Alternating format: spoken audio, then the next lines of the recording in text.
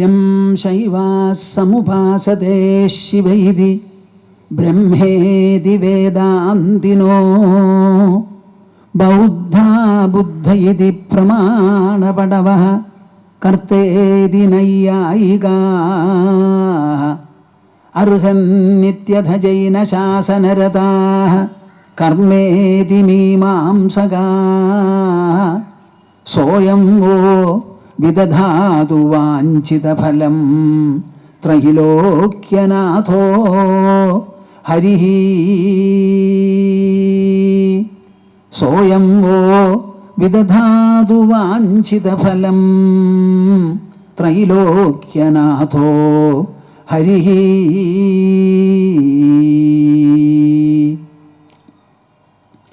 എന്താശങ്ക എനിക്കു ജീവനമതിൽ വിശ്വംഭരൻ നീ സദാ കുഞ്ഞിൻ പാലനമോർത്തതിന്നുചിതമായി സ്തന്യം ചമച്ചില്ലയോ.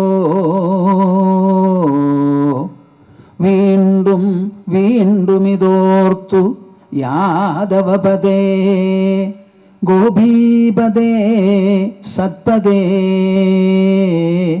പാദാംഭോജനിഷേവ കൊണ്ടു സതതം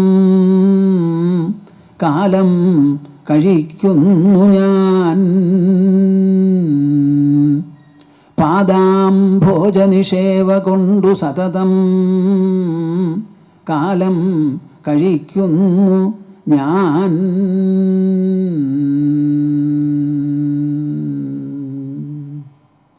ഹരിഹി ഓം ഹരിഹി.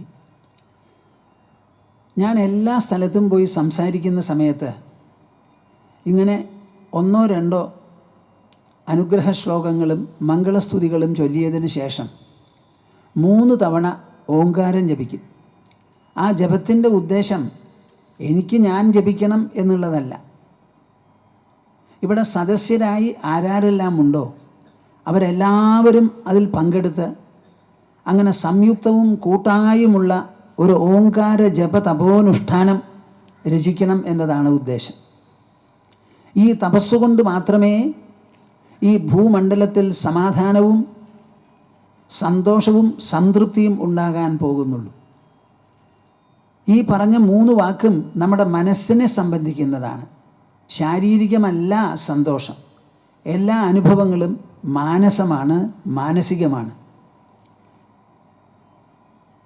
ഈ സംയുക്തമായി ഇവിടെ നിന്ന് ഉയരുന്ന ആ ഓങ്കാരധ്വനി തിരുവനന്തപുരം നഗരത്തിൽ മാത്രമല്ല കേരളക്കരയിലും പോരാ, ഭാരതം എന്ന് പറയുന്ന ഉപഭൂഖണ്ഡം കൊണ്ട് നിന്നാലും പോരാ, സർവവ്യാപകമായിരിക്കുന്ന ഭൂമിയിൽ മുഴുവനും പ്രസരിക്കുന്ന ഒരു വിശേഷപ്പെട്ട സ്വാധീനമാകണം എന്നുള്ള ആ സങ്കല്പത്തോടും ഭാവത്തോടും കൂടി നിങ്ങളെല്ലാവരും കൈകോർത്ത് മടിയിൽ വെച്ച് കഷ്ടപ്പെടാത്ത തരത്തിൽ നിവർന്നിരുന്ന് കണ്ണടച്ച് വായും മനസ്സും തുറന്ന് എൻ്റെ കൂടെ ജപിക്കണം എന്നാണ് ഞാൻ പറയാറുള്ളത്.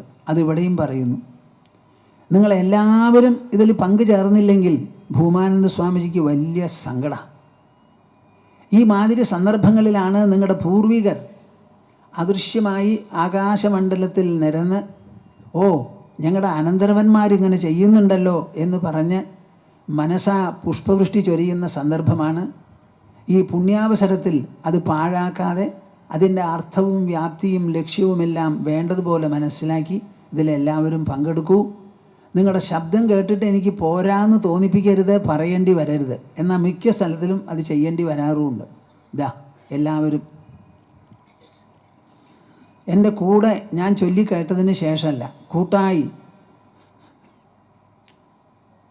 ഓ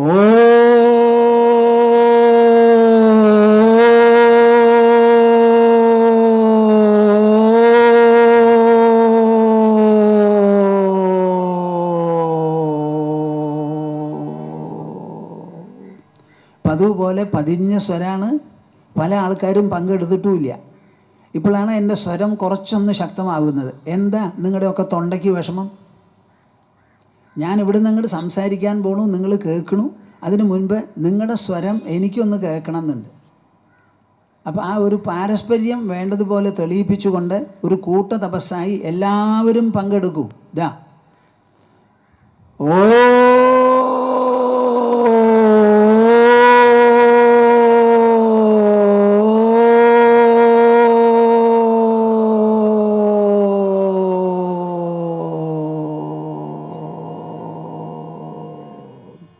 പോരാ പോരാ. ഇതാ മൂന്നാമത്തത് ഓ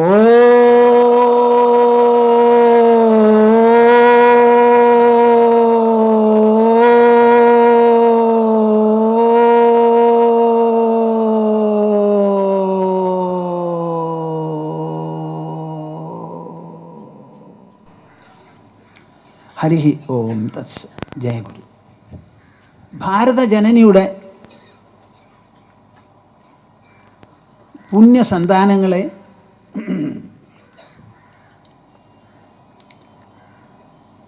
തത്വജ്ഞാന കുതുകികളെ ഭഗവത്ഗീതയോടും നമ്മുടെ ശ്രീമദ് ഭാഗവതത്തോടും വേണ്ടത്ര ആഭിമുഖ്യം ഉള്ളവരെന്ന് ഞാൻ വിചാരിക്കുന്നു.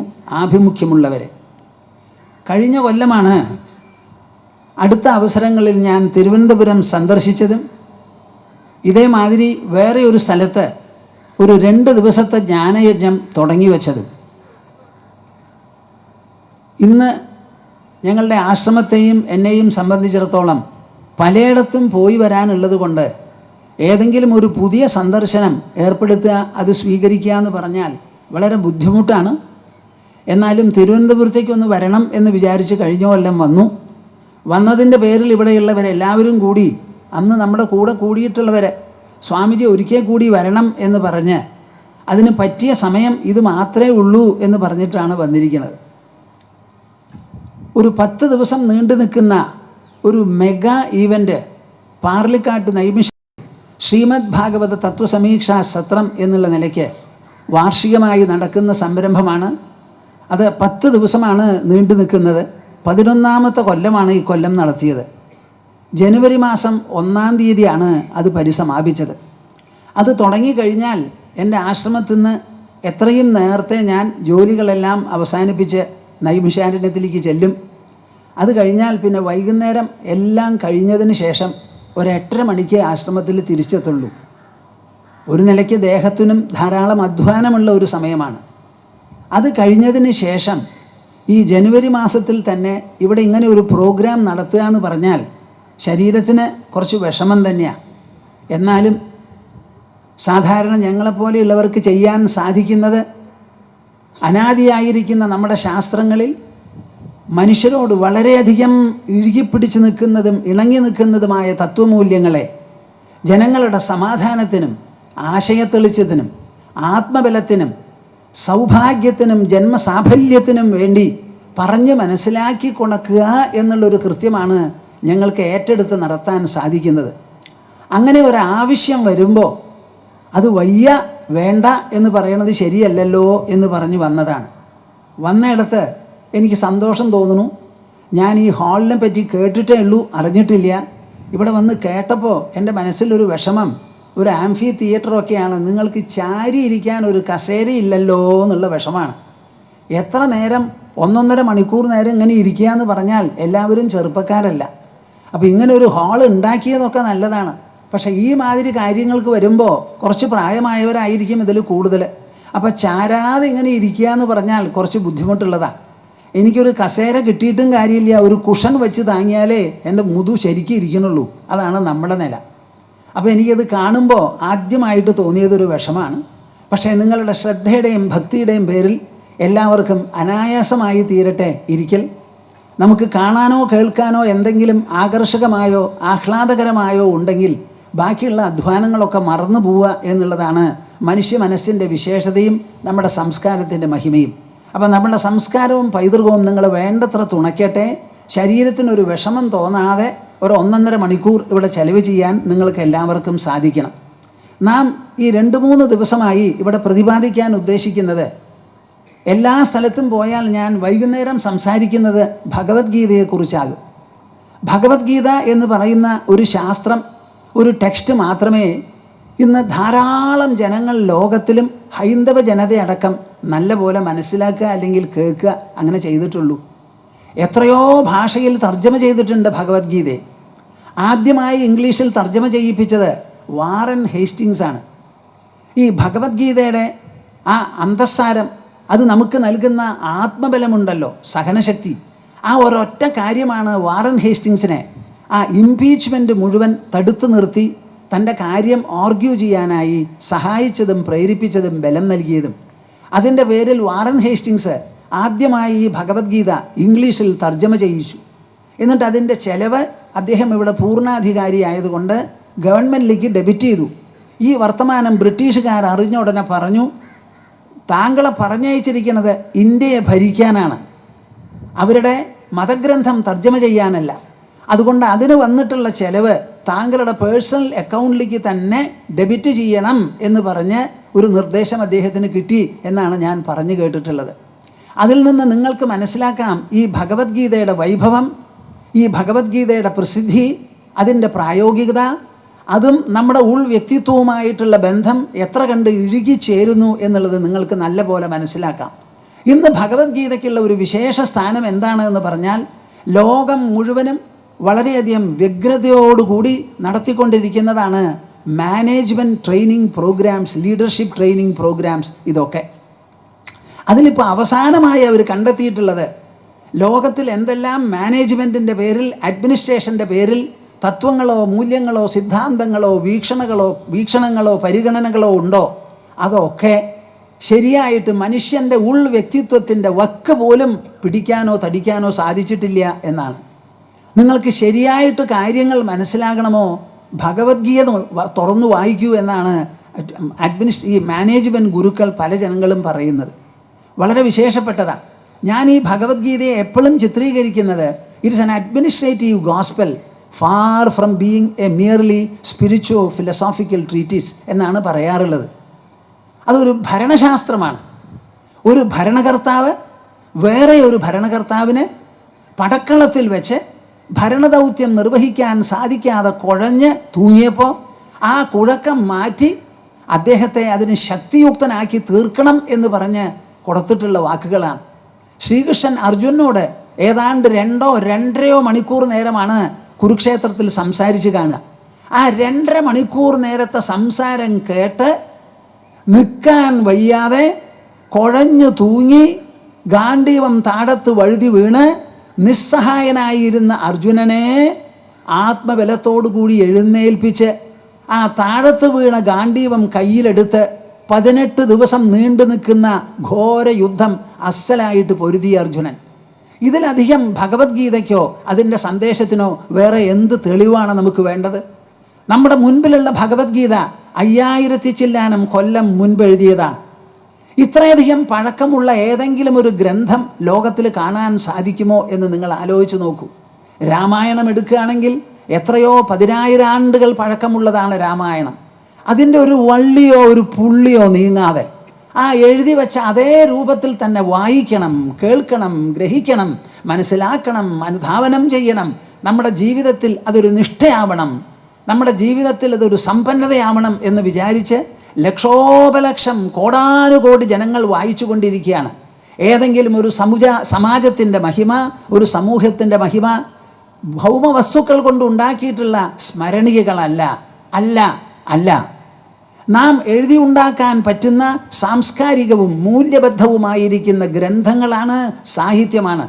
ആ സാഹിത്യം മാത്രമേ പഠിച്ചും ഉൾക്കൊണ്ടും അനുവർത്തിച്ചും ബാക്കിയുള്ളവർക്ക് പറഞ്ഞ് മനസ്സിലാക്കി കൊടുത്ത് പ്രചരിപ്പിച്ചും യുഗങ്ങളായി എണ്ണമറ്റ തലമുറകളായി നിലനിൽക്കാൻ പറ്റുള്ളൂ. നമ്മൾ പഴയ കാലം മുതൽക്ക് ഏറ്റുചൊല്ലിക്കൊണ്ടിരുന്ന വേദങ്ങൾ ഇന്നും നമ്മുടെ മുൻപിലുണ്ട്.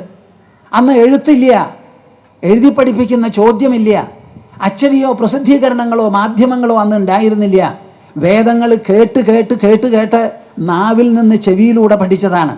ആ പഠിച്ചിട്ടുള്ള വേദങ്ങൾ ഇന്നും നമ്മുടെ മുൻപിൽ ഏതാണ്ട് പ്രത്യക്ഷപ്പെട്ടിരിക്കുന്നു. ഏതെങ്കിലും ഒരു തലമുറ, ഞാൻ പറയുന്നത് കേൾക്കൂ, ഏതെങ്കിലും ഒരു തലമുറ ആ വേദങ്ങൾ പഠിക്കാൻ ഉത്സുകമായിരുന്നില്ല, ശ്രദ്ധ കാണിച്ചില്ലെങ്കിൽ ആ സമ്പത്ത് നമുക്ക് നഷ്ടപ്പെട്ടു പോയി കാണും. നഷ്ടപ്പെട്ടു പോകാതെ ഇന്നേ വരെ അത് നിലനിൽക്കുന്നു. എന്തിൻ്റെ പേരിൽ? അതിൻ്റെ അന്തസത്തയുടെ പേരിൽ മനുഷ്യൻ്റെ മനസ്സിനോടും മനുഷ്യൻ്റെ ബുദ്ധിയോടും മനുഷ്യൻ്റെ ഉള്ളറകളോടും എത്ര കണ്ട് ഇഴുകിച്ചേർന്ന് കിടക്കുന്നു അതിലെ മൂല്യങ്ങൾ, തത്വങ്ങൾ, സിദ്ധാന്തങ്ങൾ, ലക്ഷ്യങ്ങൾ, വീക്ഷണങ്ങൾ, വിലയിരുത്തലുകൾ, പരിഗണനകൾ. അതൊരൊറ്റ കാര്യത്തിൻ്റെ പേരിലാണ് ഇന്ന് നിലനിൽക്കുന്നത്. ആദിമ മനുഷ്യന് നമ്മുടേതുപോലെയുള്ള ഒരു ശരീരമുണ്ടായിരുന്നു. ആ ശരീരത്തിനെ പ്രചോദിപ്പിക്കാനും പ്രേരിപ്പിക്കാനുമായ ഒരു മനസ്സുണ്ടായിരുന്നു. വൈകാരികമായി ഭാവാത്മകമായിരിക്കുന്ന മനസ്സ്. ആ മനസ്സിന് നയം നൽകാനും ദിശ നൽകാനുമായി വിചാരശീലമുള്ള ഒരു ബുദ്ധി, ആലോചനാമഗ്നമായിരിക്കുന്ന ഒരു ബുദ്ധി ഉണ്ടായിരുന്നു. പിന്നെ പുറമേ ഒന്നുള്ളത് അഹങ്കാരമാണ്. ആ ആദിമ മനുഷ്യനെ നിങ്ങളുടെ മുമ്പിലേക്ക് കൊണ്ടുവന്ന് നോക്കൂ. ആ വ്യക്തിത്വത്തിൽ എന്തുണ്ടെന്ന്? സ്ഥൂലമായ ശരീരം, സൂക്ഷ്മമായ മനസ്സ്, ബുദ്ധി, അഹങ്കാരം. ആധുനികരായിരിക്കുന്ന നിങ്ങൾ ഓരോരുത്തരുടെ കയ്യിലും എന്തുണ്ട് കൂട്ടരെ? അതേമാതിരി ഒരു പാഞ്ചഭൗതികമായ ശരീരം. ആ ശരീരത്തിനെ വിനിയോഗിക്കാൻ വേണ്ടി വൈകാരികം ഭാവാത്മകമായിരിക്കുന്ന ഒരു മനസ്സ്, അതിനെ വേണ്ടതുപോലെ നയിച്ച് മുന്നോട്ട് കൊണ്ടുപോകാൻ വിചാരശീലമുള്ള ഒരു ബുദ്ധി. ഇത്രയേ നമുക്കുള്ളൂ. അതാണ് അന്ന് എഴുതി വെച്ച ഗ്രന്ഥങ്ങൾ അതേമാതിരി ഇന്നും നിത്യപ്രസക്തിയോടുകൂടി നമ്മുടെ മുൻപിൽ പ്രത്യക്ഷപ്പെടുന്നത്, നാം ആദരിക്കുന്നത്, നാം അനുവർത്തിക്കുന്നത്, നാം പഠിക്കാനും ഗ്രഹിക്കാനും ഉൾക്കൊള്ളാനും സാക്ഷാത്കരിക്കാനും അശ്രാന്തമായി പരിശ്രമിക്കുന്നതിൻ്റെ പിന്നിലുള്ള രഹസ്യം ഇതാണ്. ലോകത്തിലുള്ള എല്ലാ മൂല്യങ്ങളും മനുഷ്യ മനസ്സിനെയും മനുഷ്യ ബുദ്ധിയെയും തട്ടി സ്പർശിച്ച് നിൽക്കുന്നതാണ്. മനസ്സിനെയും ബുദ്ധിയെയും തട്ടി സ്പർശിച്ച് നിൽക്കാത്ത ഒരു മൂല്യമില്ല. ഏത് മൂല്യവും നാം വേണ്ടതുപോലെ പറഞ്ഞ് മനസ്സിലാക്കി കൊടുത്താൽ വൈകാരികമായിരിക്കുന്ന ഒരു നിർബന്ധം ആ മൂല്യത്തോട് കേൾക്കുന്നവനോ വായിക്കുന്നവനോ തോന്നാതെ കഴിയില്ല. അതേമാതിരി യുക്തിസഹമായിരിക്കുന്ന ഒരു നിർബന്ധം, ഇംഗ്ലീഷിൽ പറയുകയാണെങ്കിൽ an emotional പെർസ്വേഷൻ and A rational compulsion. ഏത് മൂല്യം നാം പറഞ്ഞ് മനസ്സിലാക്കി കൊടുത്താലും കേൾക്കുന്നവർക്കും പഠിക്കുന്നവർക്കും ഇല്ലാതെ കഴിയില്ല. ഏതെങ്കിലും ഒരു മൂല്യം അവതരിപ്പിച്ചു, ആ മൂല്യത്തോട് പ്രതിബദ്ധത തോന്നണില്ല കേൾക്കുന്നവർക്ക് എന്നുണ്ടെങ്കിൽ അത് പറഞ്ഞു കൊടുത്തത് ശരിയായില്ല എന്നാണ് ശരിയായിട്ടുള്ള വിലയിരുത്തൽ, നിർബന്ധം. ഈ ഭഗവത്ഗീത അങ്ങനെ മൂല്യബദ്ധമായിരിക്കുന്ന ഒരു ശാസ്ത്രമാണ്, ഒരു ഗ്രന്ഥമാണ്. അതൊരു ഭരണശാസ്ത്രമാണ്. സർവോപരി ലോകത്തിൽ ജീവിക്കാൻ നമ്മെ പഠിപ്പിക്കുന്നതാണ്.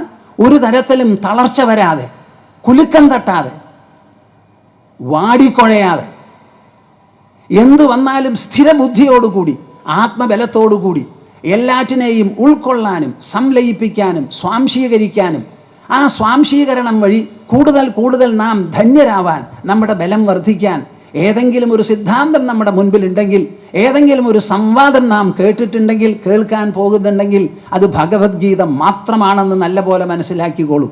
നമ്മുടെ ശാസ്ത്രം വളരെ വിശേഷപ്പെട്ടതാണ്, വളരെ വിസ്തൃതവും വിശാലവുമാണ്. അതുകൊണ്ട് ഭഗവത്ഗീതയ്ക്ക് തുല്യമായിട്ടുള്ള മറ്റ് ശാസ്ത്രങ്ങളും ഉണ്ടാവാം. പക്ഷേ കാര്യം ഭഗവത്ഗീതയ്ക്ക് ഒരു വിശേഷമുണ്ട്. അതെന്താ കാരണം? അതൊരു കർമ്മ ജീവിത സിദ്ധാന്തമാണ്.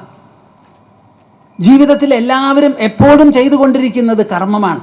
ആ കർമ്മം ഉപേക്ഷിക്കാൻ അരനിമിഷം പോലും നമുക്ക് സാധിക്കില്ല. അങ്ങനെയിരിക്കെ എന്ത് തന്നെ വന്നാലും കർമ്മത്തിൽ വൈമുഖ്യം വരാതെ, നമുക്ക് പിടിച്ചതല്ല പിടിക്കാത്ത സംഭവങ്ങളും പലതും നടക്കും. അകാലമൃത്യു ഉണ്ടായി എന്ന് വരാം, ഇഷ്ടബന്ധുക്കളുടെ വിയോഗമുണ്ടായി എന്ന് വരാം. എന്ത് തന്നെ വന്നാലും, കയ്യിലുള്ള പണം പോയി, കളവ് പോയി, പലതും സംഭവിക്കാം. എന്ത് തന്നെ വന്നാലും നമ്മുടെ ഉള്ളിലുള്ള മനസ്സിൻ്റെ ബലം കൊണ്ട്, മനസ്സിൻ്റെ സമ്പന്നത കൊണ്ട്, ബുദ്ധിയുടെ മഹത്വം കൊണ്ട്, നമ്മുടെ അഹങ്കാരത്തിൻ്റെ വിനയം കൊണ്ട് നമുക്ക് ജീവിക്കാൻ സാധിക്കും. മനസ്സിൽ ഏറ്റുമേടിക്കാനും സംലയിപ്പിക്കാനും പറ്റാത്തതായ ഒരു പ്രത്യാഘാതവും ഒരാഘാതവും ഈ ലോകത്തിൽ ഉണ്ടാവില്ല എന്ന് ഉച്ചത്തിൽ ഉദ്ഘോഷിക്കുന്നതാണ് ഈ ഭഗവത്ഗീത. ഇത് നിങ്ങളെല്ലാവരും മനസ്സിലാക്കിയാൽ ഈ സ്വാമിജിക്ക് വലിയ ഒരു കൃതാർത്ഥതയാണ്. ഭഗവത്ഗീതയിലെ ഏത് ശ്ലോകം ഞാൻ എപ്പോൾ വായിച്ചാലും കേട്ടാലും അതെനിക്ക് സുന്ദരമായിട്ടാണ് തോന്നുന്നത്, ഭാസുരമായിട്ടാണ് തോന്നുന്നത്. എത്രത്തോളം ആവേശകരമാണ് ആ വാക്കുകൾ, അതിലെ വാക്യങ്ങൾ, അതിലെ അക്ഷരങ്ങൾ, അതിൻ്റെ ഘടനകൾ, അതിൻ്റെ ചർച്ച, അതിൻ്റെ വിലയിരുത്തൽ, അതിൻ്റെ ആ യുക്തിസഹത്വം എത്ര കണ്ട് ഗംഭീരമാണ്, മഹത്വമുറ്റതാണ്, മേന്മയുറ്റതാണ്. മനുഷ്യന് അഴകും ആഴവും വിസ്താരവും ഉത്തുംഗതയും പ്രൗഢിയും പ്രഭാവവും മഹാത്മ്യവും ചൊരിയുന്നതാണ് ഭഗവത്ഗീതയിലുള്ളത് എല്ലാം തന്നെ. ആ ഭഗവത്ഗീത നമ്മളെ പഠിപ്പിക്കുന്നത് എന്താണ് എന്നാണ് നമുക്ക് ചോദിക്കേണ്ടത്. ലോകത്തിലെല്ലാവരും ജീവിക്കുന്നു, നിങ്ങൾ ജീവിക്കുന്നു, പ്രവർത്തിക്കുന്നുമുണ്ട്. പക്ഷേ നിങ്ങളുടെ ജീവിതവും പ്രവൃത്തിയും ത്യാഗോജ്വലമല്ല. ആ ഒരു വാക്ക് നമ്മൾ മനസ്സിലാക്കിയിട്ടില്ല. ഈശാവാസ്യം എന്ന് പറയുന്ന ഉപനിഷത്ത് ആദ്യമേ മുതൽക്ക് പറയുന്നു, ഈശാവാസ്യമിതം സർവം യത്കിഞ്ച ജഗത്യാം ജഗത് തേന ത്യക്തേന ഭുഞ്ജീഥാ. കേട്ടിട്ടുണ്ടോ കൂട്ടരെ നിങ്ങൾ? ഈ ലോകം മുഴുവനും വ്യാപിച്ചു കിടക്കുകയാണ് ഈശ്വര ചൈതന്യം. ആകാശത്തെ പോലെ. ആകാശം ജഡമാണ്, ഈശ്വരൻ ചിദാകാശമാണ്. ആ ഉണർവ് എന്ന് പറയുന്നുണ്ടല്ലോ, ശുദ്ധബോധം, അത് ആകാശത്തെ പോലെ വ്യാപിച്ചു കിടന്നാൽ എന്തായിരിക്കും സ്ഥിതി? അതാണ് ഈശ്വരൻ. ആ ആകാശമില്ലാതെ ലോകത്തിൽ ഒരു വസ്തുവില്ല, ഒരു ഘടനയില്ല, ഒരു സംഘാതമില്ല, ഒരു ഉത്പന്നമില്ല. അങ്ങനെ എല്ലാ ദിക്കിലും ആകാശം വ്യാപിച്ചു കിടക്കുന്നത് പോലെ ഈശാവാസ്യമിതം സർവം. നിങ്ങളുടെ ധാരണയൊക്കെ ഒന്ന് പൊളിച്ചെഴുതൂ. നാം ക്ഷേത്രത്തിൽ ചെല്ലുന്നു, ബിംബത്തിനെ നോക്കുന്നു, ആരാധിക്കുന്നു, കളമെഴുതുന്നു, ചിത്രം വരയ്ക്കുന്നു, പടം വയ്ക്കുന്നു, പൂജിക്കുന്നു. പക്ഷെ ആരും നമസ്കരിക്കുന്നത് പടമേ, കല്ലേ, നിനക്ക് നമസ്കാരം എന്നല്ല. ഓ ജഗദീശ്വര, അഖില ചരാചരങ്ങളിലും അധിവസിക്കുന്നവനെ എന്ന് പറഞ്ഞാണ് നാം നമസ്കരിക്കുന്നത്. നാം ആരാധിക്കുന്നതൊക്കെ ഈശ്വരൻ്റെ പ്രതീകമാണ്, അതിൻ്റെ ഒരു സിമ്പിളാണ്. സാക്ഷാത് ഈശ്വരൻ എന്ന് പറയുന്നത് ഈശാവാസ്യമിതം സർവം, എല്ലാ ദിക്കിലും അധിവസിക്കുന്നതാണ് ഈശ്വര ചൈതന്യം. അതുകൊണ്ട് എന്തു വേണം? തേന ത്യക്തേന ഭുഞ്ജീഥാ. ഈ ലോകത്തിൽ ത്യാഗസമ്പന്നമാവാതെ ജീവിക്കാൻ ഒരു നിമിഷം പോലും നിങ്ങൾക്ക് അനുവാദമില്ല. നിങ്ങൾ കല്യാണം കഴിച്ചോളൂ, നിങ്ങൾക്ക് കുട്ടികളുണ്ടാവട്ടെ, പേരക്കിടാങ്ങളുണ്ടാകട്ടെ, തിരുവനന്തപുരത്ത് അരഡസം കെട്ടിടം മേടിച്ചോളൂ, ഫിക്സഡ് ഡെപ്പോസിറ്റും ആയിക്കോട്ടെ, 100-150 പവൻ സ്വർണവും നിങ്ങളുടെ വീട്ടിലുണ്ടായിക്കോട്ടെ, എനിക്കൊരു വിരോധമില്ല. ഇതൊക്കെ എൻ്റെയാണ്, ഞാനാണ് എന്ന് വിചാരിച്ച് ജീവിക്കുന്നതിലാണ് പിഴവ്. അതാണ് ദുഃഖകാരണം. ഈ ലോകം മുഴുവനും തിരുവനന്തപുരത്ത് പത്മനാഭസ്വാമിയുടെ ദാസനായിട്ടാണ് ഇവിടെ മഹാരാജാവ് ഭരിച്ചുകൊണ്ടിരുന്നത്. തിരുവിതാംകൂർ പ്രദേശത്തുള്ള ലാൻഡിൽ ഏകദേശം 80% ദേവസ്വത്തിൻ്റെതായിരുന്നു അത്രേ. അങ്ങനെയാണ് പറഞ്ഞു കേട്ടിട്ടുള്ളത്. ആ ലാൻഡ് മുഴുവൻ ഭൂപരിഷ്കരണത്തെ തുടർന്ന് എല്ലാം പോയി എന്നുള്ളതിരിക്കട്ടെ, നമ്മുടെ ദേവന്മാരൊക്കെ പട്ടിണിക്കുന്തങ്ങളായി ഒരു നിലയ്ക്ക്. ആ പത്മനാഭസ്വാമിയെ വണങ്ങിക്കൊണ്ട് അദ്ദേഹത്തിൻ്റെ ദാസനായിട്ടാണ് ഇവിടുത്തെ രാജാക്കന്മാർ രാജ്യം ഭരിച്ചു കൊണ്ടിരുന്നത്. അങ്ങനെ ഒരു ഭാവം ഇല്ലാതെയിരിക്കും, അത് സാധ്യമല്ല എന്ന് നിങ്ങൾ വിചാരിക്കരുത്. ത്യക്തേന ഭുഞ്ജീതാഹ, ത്യാഗസമ്പന്നമായിട്ട് വേണം ജീവിക്കാൻ. മൃഗങ്ങളെപ്പോലെ നാം ജീവിച്ചാൽ പറ്റില്ല. നമുക്ക് മനസ്സുണ്ട് മനനം ചെയ്യാൻ, ആലോചിക്കാൻ ബുദ്ധിയുണ്ട്, അന്തരാത്മാവുണ്ട് നമ്മളെ തുണയ്ക്കാനും സഹായിക്കാനുമായി. ആപത്തിലും അതെ, സമ്പത്തിലും അതെ, നമ്മളെ തുണയ്ക്കാൻ ഈ അന്തരാത്മാവ് മതി. പുറമേ നിന്ന ഒരു തുരുമ്പ് പോലും നമുക്ക് ആവശ്യമില്ല. ദ്രൗപദിയുടെ വസ്ത്രം പിടിച്ച് വലിച്ചപ്പോൾ നിറഞ്ഞ ധസസ് മുഴുവൻ ദുർബലമായി, ഒന്നും ചെയ്യാൻ പറ്റിയില്ല. ദ്രൗപദി വിട്ടുകൊടുത്തില്ല. ദുശാസന, തനിക്കെൻ്റെ സാരി പിടിക്കാൻ പറ്റുമായിരിക്കാം, എൻ്റെ ദേഹവും തൊടാൻ സാധിച്ചു എന്ന് വരാം. ശരീരത്തിൻ്റെ ഉള്ളിലുള്ള മനസ്സ് അസ്പൃശ്യമായി ഒരാൾക്കും തൊടാൻ പറ്റാതെ എൻ്റെ മാത്രമായിതാ വിരാജിക്കുന്നു വിരാജിക്കുന്നു വിരാജിക്കുന്നു എന്ന് പറഞ്ഞ് കീഴടങ്ങാൻ കൂട്ടാക്കാതെ ഹരേ എന്ന് പറഞ്ഞ് വിളിച്ചപ്പോഴാണ് അവിടെ വൈഭവം കണ്ടത്. നിങ്ങൾ വിചാരിക്കും ഈശ്വരന് സാരി ഉണ്ടാക്കാൻ പറ്റുമോ എന്ന്. നിങ്ങളുടെ ഫാക്ടറിയിലേ ഉണ്ടാക്കാൻ പറ്റുള്ളൂ എന്നാണ് നിങ്ങളുടെ വിചാരം. നിങ്ങൾ ഫാക്ടറിയിൽ ഉണ്ടാക്കുന്ന സാരി മുഴുവൻ ഈ ഭൂമിയുടെ ഉത്പന്നങ്ങൾ മൂലമാണ് ഉണ്ടാക്കുന്നത്. ഭൂമി ആരും ഉണ്ടാക്കി? ഒന്ന് പറഞ്ഞു തരൂ. നിങ്ങളുടെ മുത്തശ്ശൻ്റെ മുത്തശ്ശനാണോ ഭൂമിയെ ഉണ്ടാക്കിയത്? ഈ പഞ്ചഭൂതങ്ങളെ മുഴുവൻ നിർമ്മിക്കാൻ സാധിക്കുമെങ്കിൽ പഞ്ചഭൂതജന്യങ്ങളായിരിക്കുന്ന വസ്തുക്കളെയും ആപൻ നിവാരണത്തിന് വേണ്ടി ഏതെങ്കിലും സമയത്ത് സൃഷ്ടിക്കണമെങ്കിൽ സൃഷ്ടിക്കാൻ സാധിക്കുന്നതാണ്. ഈ ജഗത്തിൻ്റെ ആധിപത്യം വഹിക്കുന്ന ചിത് പ്രഭാവത്തിൻ്റെ മഹത്വം എന്ന് നല്ല പോലെ മനസ്സിലാക്കൂ.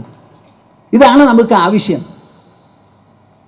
അപ്പം നല്ല പോലെ മനസ്സിലാക്കണം, ഇതാണ് നമ്മുടെ വിശേഷം.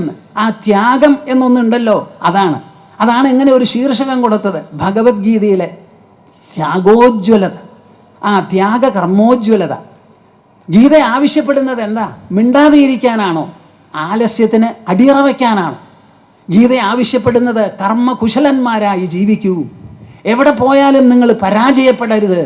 ശരീരത്തിൻ്റെ അധ്വാനത്തെ മുഴുവൻ ലഘൂകരിക്കാനുള്ള ശക്തി മനസ്സിനുണ്ട്.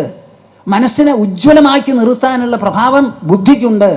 ഇതിനെല്ലാറ്റിനും വേണ്ടത്ര താങ്ങും തണലുമായി നിൽക്കാനുള്ള ഒരു ഉൾസത്തയുണ്ട്, അന്തരാത്മാവ്. അത് അനശ്വരമാണ്. അത് മാത്രമേ അനശ്വരമുള്ളൂ. ലോകം മുഴുവനും നശ്വരം, നമ്മുടെ ശരീരം നശ്വരം, ഇരിക്കുന്ന വീട് നശ്വരം, അച്ഛനമ്മമാർ നശ്വരം, കല്യാണം കഴിച്ച കൂട്ടാളികൾ നശ്വരം, പിറക്കുന്ന കുട്ടികൾ നശ്വരം. സൂര്യൻ പോലും, കേൾക്കുന്നുണ്ടോ നിങ്ങൾ? സൂര്യൻ പോലും ഒരു കാലത്ത് തണുക്കും. എന്ത് വിശ്വസിക്കില്ല നിങ്ങൾ ഞാൻ പറയുമ്പോൾ? ഈ സൂര്യനിൽ നിന്ന് ചൂട് വിസർജിച്ചിങ്ങനെ വരുന്നുണ്ടോ? ആ മൂലവസ്തു ഇല്ലാതെയായി ഒരു ദിവസം സൂര്യകോളം തണുക്കുന്ന കാലം വരും കൂട്ടരെ. നമ്മളാരും ഉണ്ടാവില്ല എന്ന് മാത്രം. എന്തിനാ ഞാനിത് പറയുന്നത്? എല്ലാം ഇവിടെ നശ്വരമാണ്, ഒടുങ്ങുന്നതാണ്, അവസാനിക്കുന്നതാണ്, നശിക്കുന്നതാണ്, മൃതിയടയുന്നതാണ്. അതിൽ അനശ്വരമായി എന്തെങ്കിലും ഒന്നുണ്ടെങ്കിൽ ഞാൻ എന്ന് നാം പറയുന്ന ആ ഉണർവുണ്ട്, ആ ചേതന, ആ ചിത്ത്, അത് മാത്രമേ ഉള്ളൂ. അത് മതി നമുക്ക് നമ്മളെ താങ്ങാനും നിലനിർത്താനും. ഈ വസ്തുത പറഞ്ഞ് മനസ്സിലാക്കി കൊടുക്കുകയാണ് ആര്? കൃഷ്ണൻ. ഒടിഞ്ഞു കുഴഞ്ഞങ്ങോട്ട് തൂങ്ങിയപ്പോൾ എന്ത് ചെയ്യാൻ പറ്റും? ജീവിതത്തിൽ പല വിധത്തിലുള്ള വൈരുദ്ധ്യങ്ങളുണ്ട്. ഞാൻ മാനേജ്മെൻറ്റിനോട് സംസാരിക്കുന്ന സമയത്ത് എപ്പോഴും കോൺഫ്ലിക്ട്സ് എങ്ങനെയാണ് റിസോൾവ് ചെയ്യുക എന്നുള്ളതാണ്. വൈരുദ്ധ്യങ്ങൾ എവിടെ നോക്കിയാലും വൈരുദ്ധ്യമാണ്. അതിൻ്റെ ഒരു പട്ടിക ഞാൻ നിങ്ങളുടെ മുൻപിൽ ഇപ്പം നിരത്തുന്നില്ല. ജീവിതത്തിൽ പല വിധത്തിലുള്ള വൈരുദ്ധ്യങ്ങൾ ഉണ്ടാവും. അർജുനനും നേരിട്ടതൊരു വൈരുദ്ധ്യമാണ്. എന്താണത്? 12 കൊല്ലം വനവാസവും 1 കൊല്ലം അജ്ഞാതവാസവും 13 കൊല്ലം കഴിഞ്ഞതിന് ശേഷം ആറ്റുനോറ്റ് കൊതിച്ച് അങ്ങനെ ഇരുന്നു കൊണ്ടിരുന്ന ആ യുദ്ധം അവിടെ വന്നു നിന്നു, പടക്കളത്തിൽ വന്നു.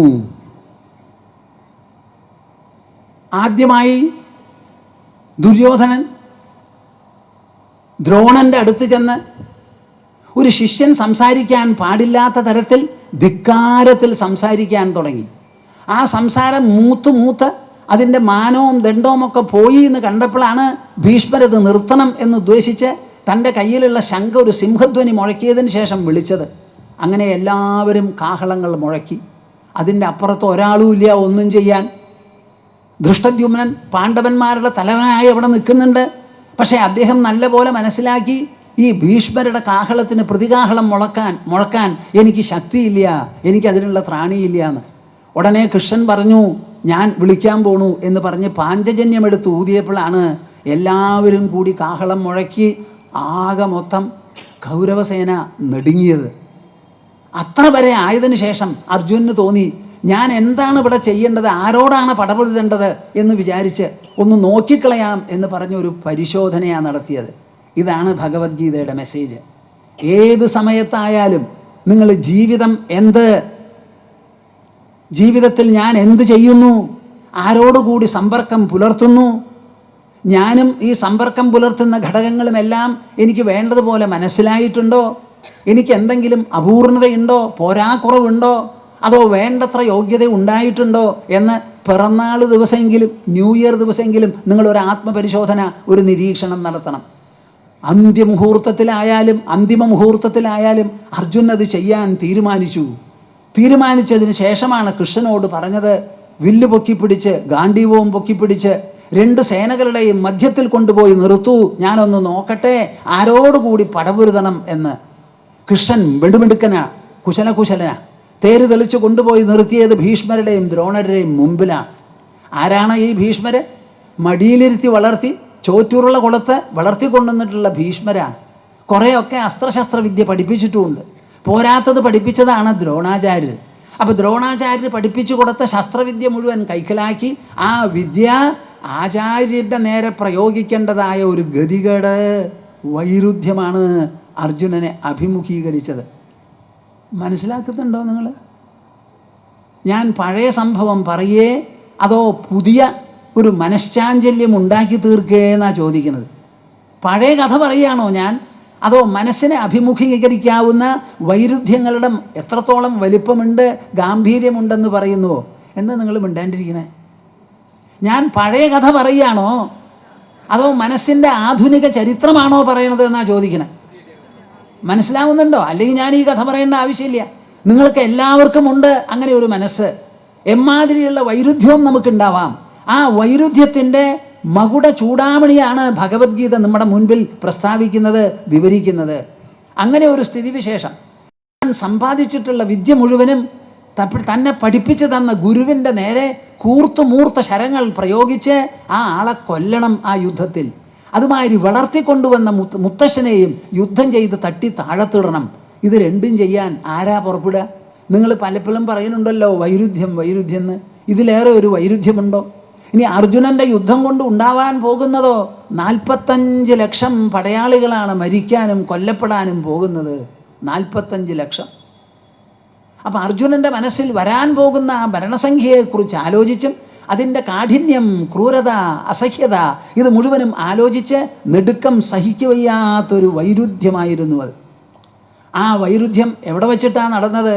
ധർമ്മക്ഷേത്രേ കുരുക്ഷേത്രേ സമവേദായുയുത്സവ മാമകാഃ പാണ്ഡവാശ്ചൈവ കിമകുർവത സഞ്ജയ. ധർമ്മക്ഷേത്രമായ കുരുക്ഷേത്രത്തിൽ വെച്ചാണത്രേ അത് നടന്നത്. ഒരു യുദ്ധം നടക്കുകയാണെങ്കിൽ അത് എവിടെ വെച്ച് നടക്കണം? ഇന്നും നിങ്ങൾ ആലോചിക്കൂ, എവിടെ വെച്ചിട്ടാണ് നടക്കേണ്ടതെന്ന്. ഏതെങ്കിലും ഒരു യുദ്ധം നടക്കാൻ പോകുന്നുണ്ടെങ്കിൽ അത് ധർമ്മക്ഷേത്രത്തിൽ തന്നെ വേണം നടക്കാൻ. അപ്പോഴേ ആ യുദ്ധം ധാർമ്മികമാവുള്ളൂ. അവിടെ ധാർമ്മികമായി വന്നു നിൽക്കുന്നവർക്കെല്ലാം കൂടുതൽ കൂടുതൽ ഉജ്ജ്വലതയും ശക്തിയും പ്രേരണയും ഉത്സാഹവും അജയ്യത്വവും വരും. ധർമ്മത്തിന് വിരോധമായി പടവരുന്നവർക്കോ നേരെ മറിച്ച് എല്ലാവിധത്തിലും അവർക്ക് തോൽവിയും ദുർബലതയും ഉണ്ടായിക്കൊണ്ടിരിക്കും. അപ്പോൾ ഒരു യുദ്ധം നടക്കുകയാണെങ്കിൽ അത് ധർമ്മക്ഷേത്രത്തിൽ വെച്ച് തന്നെ വേണം നടക്കാൻ. നമ്മുടെ ക്ഷേത്രത്തിൽ എന്തെങ്കിലും തരത്തിലൊരു വഴക്കോ വെക്കാണോ വന്ന് തർക്കമോ വന്നാൽ പെട്ടെന്ന് നിങ്ങൾ പറയും ഒരു ക്ഷേത്രത്തിൽ വെച്ച് വേണ്ടിയിരുന്നില്ല എന്ന്. ക്ഷേത്രകാര്യങ്ങൾക്കുള്ള തർക്കം ക്ഷേത്രത്തിലല്ലാതെ പിന്നെ എവിടെയാണ് നടക്കുക? നമ്മൾ പേടിക്കുന്നവരല്ല കൂട്ടരെ, ഭാരതീയര്. ഏതുമാതിരിയുള്ള കാര്യങ്ങളും എവിടെ വച്ചും നേരിടാനുള്ള ചങ്കൂറ്റം നമുക്കുണ്ട്, നങ്കൂരം നമുക്കുണ്ട്, ആശ്രയം നമുക്കുണ്ട്, അതിനുള്ള ആത്മബലവും നമുക്കുണ്ട്. ആലോചിക്കൂ, മനസ്സിലാക്കൂ. ഈ വിവരണങ്ങൾ മുഴുവനും മനുഷ്യനെ ഉദ്ബുദ്ധനാക്കാനുള്ളതാണ്.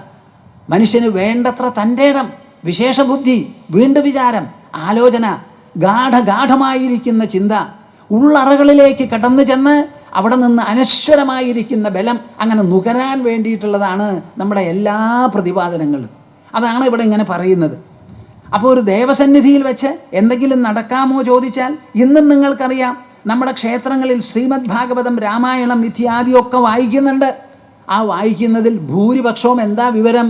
യുദ്ധവും നാശവും മരണവുമൊക്കെയാണ്. ഇപ്പോൾ ശ്രീമദ് ഭാഗവതത്തിൽ എത്രയൊക്കെ മരണങ്ങളുണ്ട്, എത്രയൊക്കെ രാജാക്കന്മാരുടെ കാര്യങ്ങൾ പ്രതിപാദിക്കുന്നു. ആ രാജകാര്യങ്ങൾ പ്രതിപാദിക്കാതെ, ഭരണകാര്യങ്ങൾ പ്രതിപാദിക്കാതെ അവിടെ ഭഗവാന്റെ കാര്യങ്ങൾ പ്രതിപാദിക്കാൻ പറ്റുമോ? പറ്റില്ലല്ലോ. കൃഷ്ണജന്മത്തിൻ്റെ ആവശ്യം എന്തായിരുന്നു? ദുഷ്ടനിഗ്രഹം. ഭൂമിക്ക് ഭാരം കൂടി, ദുഷ്ടന്മാരുടെ സംഖ്യ കൂടി, ഭൂമി സഹിക്കാൻ വയ്യാതെ ബ്രഹ്മാവിൻ്റെ അടുത്ത് ചെന്ന് പറഞ്ഞ് ബ്രഹ്മാവ് മഹാവിഷ്ണുവിനോട് അപേക്ഷിച്ച് അദ്ദേഹം ഒരു അംശാവതാരം എടുത്തതാണ് കൃഷ്ണൻ കൃഷ്ണൻ കൃഷ്ണൻ എന്ന് പറയുന്നത്. അപ്പോൾ കൃഷ്ണജന്മത്തിൽ എത്രയാ? ഞാൻ ഇന്നാൾ കണക്കാക്കി നോക്കിയപ്പോൾ ഒരു 15 കോടിയിലേറെ ജനങ്ങളെ അദ്ദേഹം കൊന്നൊടുക്കിയിട്ടുണ്ട് യുദ്ധത്തിൽ. അതിനു വേണ്ടിയിട്ടായിരുന്നു കൃഷ്ണജന്മം. കാര്യം പുണ്യജന്മമാണ്. സംഭവിച്ചത് എന്തിനു വേണ്ടിയിട്ടാണ്? ഈ ലോകത്തിൽ എന്ത് നടക്കാൻ വിരോധമില്ല. അങ്ങനെ എന്ത് തന്നെ വന്നാലും അത് നടത്തിക്കാനും നടക്കുന്ന സമയത്ത് നിർലിപ്തമായി മുമ്പോട്ട് കൊണ്ടുപോകാനുമുള്ള ഒരു ശക്തിയും ഒരറിവും നമുക്കുണ്ട്. അങ്ങനെ വൈരുദ്ധ്യം, അതിൻ്റെ കടുന്നൽ കൂടായിരുന്നു മഹാഭാരത യുദ്ധം അർജുനൻ്റെ മനസ്സിൽ. അത് സഹിക്കാൻ വയ്യാതെ നിവൃത്തിയില്ലാതെ ആയപ്പോൾ എന്തു ചെയ്തു? അർജുനൻ അങ്ങോട്ട് തളർന്നു, അങ്ങോട്ട് ഇരുന്നു. ആ സമയത്താണ് കൃഷ്ണൻ അസ്ഥാന സ്നേഹകാരുണ്യ ധർമാധർമ്മധിയാകുലം പ്രപന്നം പാർത്ഥമുദ്ദിശ്യ ശാസ്ത്രാവതരണം കൃതം. എല്ലാവരും കേൾക്കുന്നുണ്ടോ പറയുന്നത്? ബാക്കി ഒരു ശാസ്ത്രവും ഒരു ധർമ്മവും ഉപദേശിച്ചാൽ അവിടെ ഫലം ഉണ്ടാവില്ല. മുത്തശ്ശനെ നേരിടേണ്ടതാണ് രംഗം, ഗുരുനാഥനെ വെട്ടിക്കൊല്ലേണ്ടി വരുന്നതാണ് രംഗം. അങ്ങനെ ഒരു രംഗത്തിൽ സാധാരണ ധർമ്മം, ധർമ്മനീതി, ശാസ്ത്രം ഇതൊക്കെ പറഞ്ഞാൽ പറ്റില്ല. അതുകൊണ്ട് അധ്യാത്മതത്വം തന്നെ പ്രതിപാദിക്കണം. അനശ്വരമായിരിക്കുന്ന സത്യത്തെ പരാമർശിച്ചുകൊണ്ടുള്ള ഉപദേശം മാത്രമേ സഫലമാകൂ, പ്രയോജനപ്പെടൂ, വിനിയോഗിക്കാൻ പറ്റൂ എന്ന് മനസ്സിലാക്കിയിട്ടാണ് കൃഷ്ണൻ ആദ്യമായി ഉപദേശിക്കാൻ തുടങ്ങിയത്. ആ ഉപദേശത്തിൻ്റെ ഉള്ളടക്കം എന്താ അതിൻ്റെ ആവശ്യം എന്ന് നിങ്ങൾ ചോദിച്ചാൽ, മനുഷ്യൻ്റെ മനസ്സിലുള്ള അഹങ്കാരവും മമതയും അഭിലാഷവും വിട്ട് നിങ്ങൾ എന്ത് പ്രവൃത്തി വേണമെങ്കിലും ഇവിടെ ചെയ്തോളൂ. ഗീതയിലെ 18-ാമത്തെ അധ്യായത്തിൽ അർജുനന് ചോദിക്കാനുള്ള ചോദ്യം എന്താ? സന്യാസസ്യ മഹാബാഹോ തത്വമിച്ഛാമി വേദിതും ത്യാഗസ്യ ച ഹൃഷീകേശ പൃഥക്കേശി നിഷൂദന. 17 അധ്യായങ്ങളിൽ കൃഷ്ണപരമാത്മാവ് പറഞ്ഞത് മുഴുവൻ കേട്ട് ചോദിക്കേണ്ടതെല്ലാം ചോദിച്ച് ആശയത്തെളിച്ചമുണ്ടായതിനു ശേഷം 18ാമത്തെ അധ്യായം തുടങ്ങുന്നത് ത്യാഗം എന്താണ്, സന്യാസം എന്താണ് എന്നൊന്ന് പറഞ്ഞു തരണമെന്ന. ഗൃഹസ്ഥന്മാരെ, നിങ്ങൾ എപ്പോഴെങ്കിലും ആലോചിച്ചിട്ടുണ്ടോ ഇങ്ങനെ ഒരു കാര്യം? നിങ്ങൾക്ക് ത്യാഗത്തിൻ്റെ വർത്തമാനേ അറിയില്ല, ഗ്രഹണത്തിൻ്റെ വർത്തമാനേ അറിയുള്ളൂ. ഞാനും എൻ്റെ കുടുംബക്കാരും ഭംഗിയായിട്ടിരിക്കണം, ചാവുന്ന സമയത്ത് വേണ്ടത്തോളം കെട്ടിക്കൊടുക്കണം, ത്യാഗം എന്നൊരു വാക്ക് മിണ്ടരുത്, ഇതല്ലേ നിങ്ങളുടെ മന്ത്രം? എവിടെ ശരിയാവാനാ? ശരിയാവില്ല. അർജുനൻ യുദ്ധം ചെയ്യുന്നതിന് മുൻപ് ചോദിക്കുന്ന ചോദ്യമാണ്, ത്യാഗം എന്താണെന്ന് എനിക്ക് വെളിപ്പെടുത്തി തരൂ, സന്യാസം എന്താണെന്ന് വെളിപ്പെടുത്തി തരൂ. കൃഷ്ണൻ സന്യാസിയല്ല, അർജുനൻ സന്യാസിയല്ല. അവിടെ തപസ്സല്ല നടക്കാൻ പോകുന്നത്, അതിഭയങ്കരമായി ഭയാനകമായി ഘോരമായിരിക്കുന്ന യുദ്ധമാണ്. ആ യുദ്ധം ചെയ്യുന്നതിന് വേണ്ടിയിട്ടുള്ള ചോദ്യമാണ്, എൻ്റെ മനസ്സിനെ ഞാൻ എങ്ങനെ ത്യാഗസമ്പന്നമാക്കും, എൻ്റെ ബുദ്ധിയെ ഞാൻ എങ്ങനെ സന്യാസധന്യമാക്കും. ആ ബുദ്ധിക്കും മനസ്സിനും ത്യാഗസമ്പന്നതയും സന്യാസധന്യതയും വരാതെ ഈ ഘോരപ്രവൃത്തി ചെയ്യാൻ പറ്റില്ല എന്ന് പറഞ്ഞ് അതിനുള്ള രഹസ്യം ചോദിക്കുകയാണ്. ഞാൻ പറയണത് മനസ്സിലാവുണ്ടോ? ഗീത പഠിപ്പിക്കുന്നത് മുഴുവൻ ത്യാഗമാണ്. അപ്പം നിങ്ങൾ ആലോചിക്കണം, എന്ത് ത്യാഗമാണ് ഗീത പഠിപ്പിക്കുന്നത്? എന്തെങ്കിലും ഒരു സാധനം കയ്യിൽ നിന്ന് ഇവിടെ എടുത്ത് അവിടെ വെച്ചാൽ ഇവിടെ എന്നുള്ളതിന് പകരം അവിടെ ആവില്ലേ ഉള്ളൂ. എവിടെയാണ് ത്യാഗം നടക്കുന്നത്? നിങ്ങൾക്ക് ഈ ഭൂമിയെ വിട്ട് പോവാൻ പറ്റുമോ? ശരീരം വിട്ട് പോവാൻ പറ്റുമോ? കുടുംബം വിട്ട് പോവാൻ പറ്റുമോ? ദേശം വിട്ട് പോവാൻ പറ്റുമോ? ഇവിടുന്ന് പോയാൽ അമേരിക്കയിൽ, അതും ഭൂമി തന്നെ. എവിടെയാ ത്യാഗം? അപ്പം ത്യാഗം എന്ന് പറയുന്നത് ഉൾധന്യതയാണ്. ജ്ഞാനം കൊണ്ട്, അറിവ് കൊണ്ട്, അറിവ് വരുത്തി തീർക്കുന്ന സംസ്കാര സമ്പന്നത കൊണ്ട് നേടിയെടുക്കാനുള്ളതാണ് ഈ ത്യാഗം എന്ന് പറയുന്നത്. ആ ത്യാഗമാണ് ഭഗവത്ഗീതയിൽ ആദ്യം മുതൽക്ക് പറഞ്ഞ് മനസ്സിലാക്കി തരുന്നത്. സാധാരണ ഉപനിഷത്തിലാണ് ഈ അധ്യാത്മതത്വം പ്രതിപാദിച്ചിട്ടുള്ളത്. ആ ഉപനിഷത്തിലുള്ള പ്രതിപാദനം എങ്ങനെയാണ്? ഒറ്റയ്ക്കും തെറ്റയ്ക്കും തൻ്റെ അടുത്ത് വരുന്ന ശിഷ്യന്മാർ ലോകത്തോട് വിട പറഞ്ഞിട്ടാണ് അവർ വരിക. അവർക്ക് എത്ര ദിവസം വേണമെങ്കിലും ഒഴിവോടുകൂടി ഇരിക്കാം. ഇവിടെ ഇപ്പോൾ 7:30 മണി വരെയാണ് ഞാൻ സംസാരിക്കാൻ പോണത്. അത് കഴിഞ്ഞാൽ എല്ലാവർക്കും ഓടണം, എനിക്കും ഓടണം. അവിടെ അങ്ങനെയില്ല.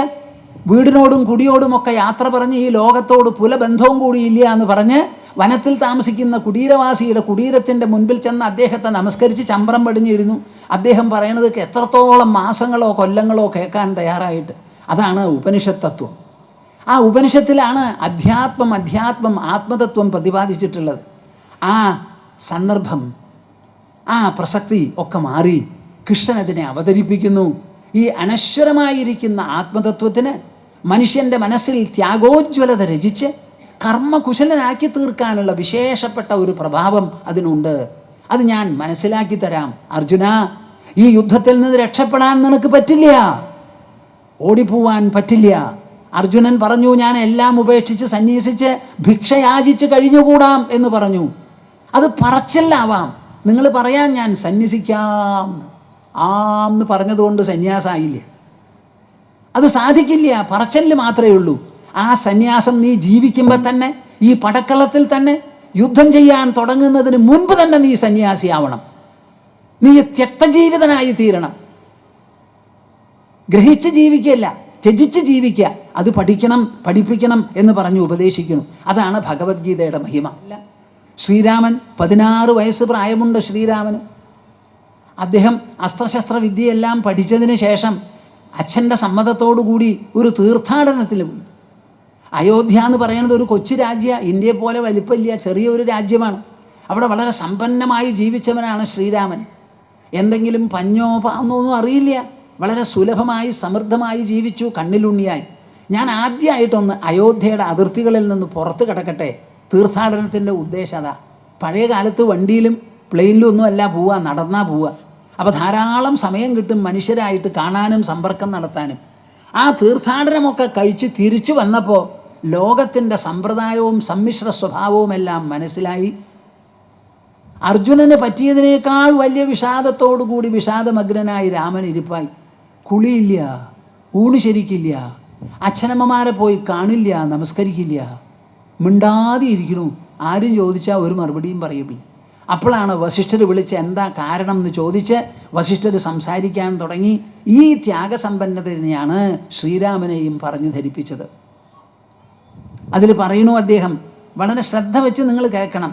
ഏകാദപത്രമവനൗ ഗുരുണോപദിഷ്ടം സമ്യക് സുപാലയ ചിരം സമയേഹ ദൃഷ്ട്യാ രാജ്യം സമസ്ത ഗുണരഞ്ജിത രാജലോകസ്ത്യാഗോ നയുക്ത ഇഹ കർമ്മസു നാഭിരാഗഃ.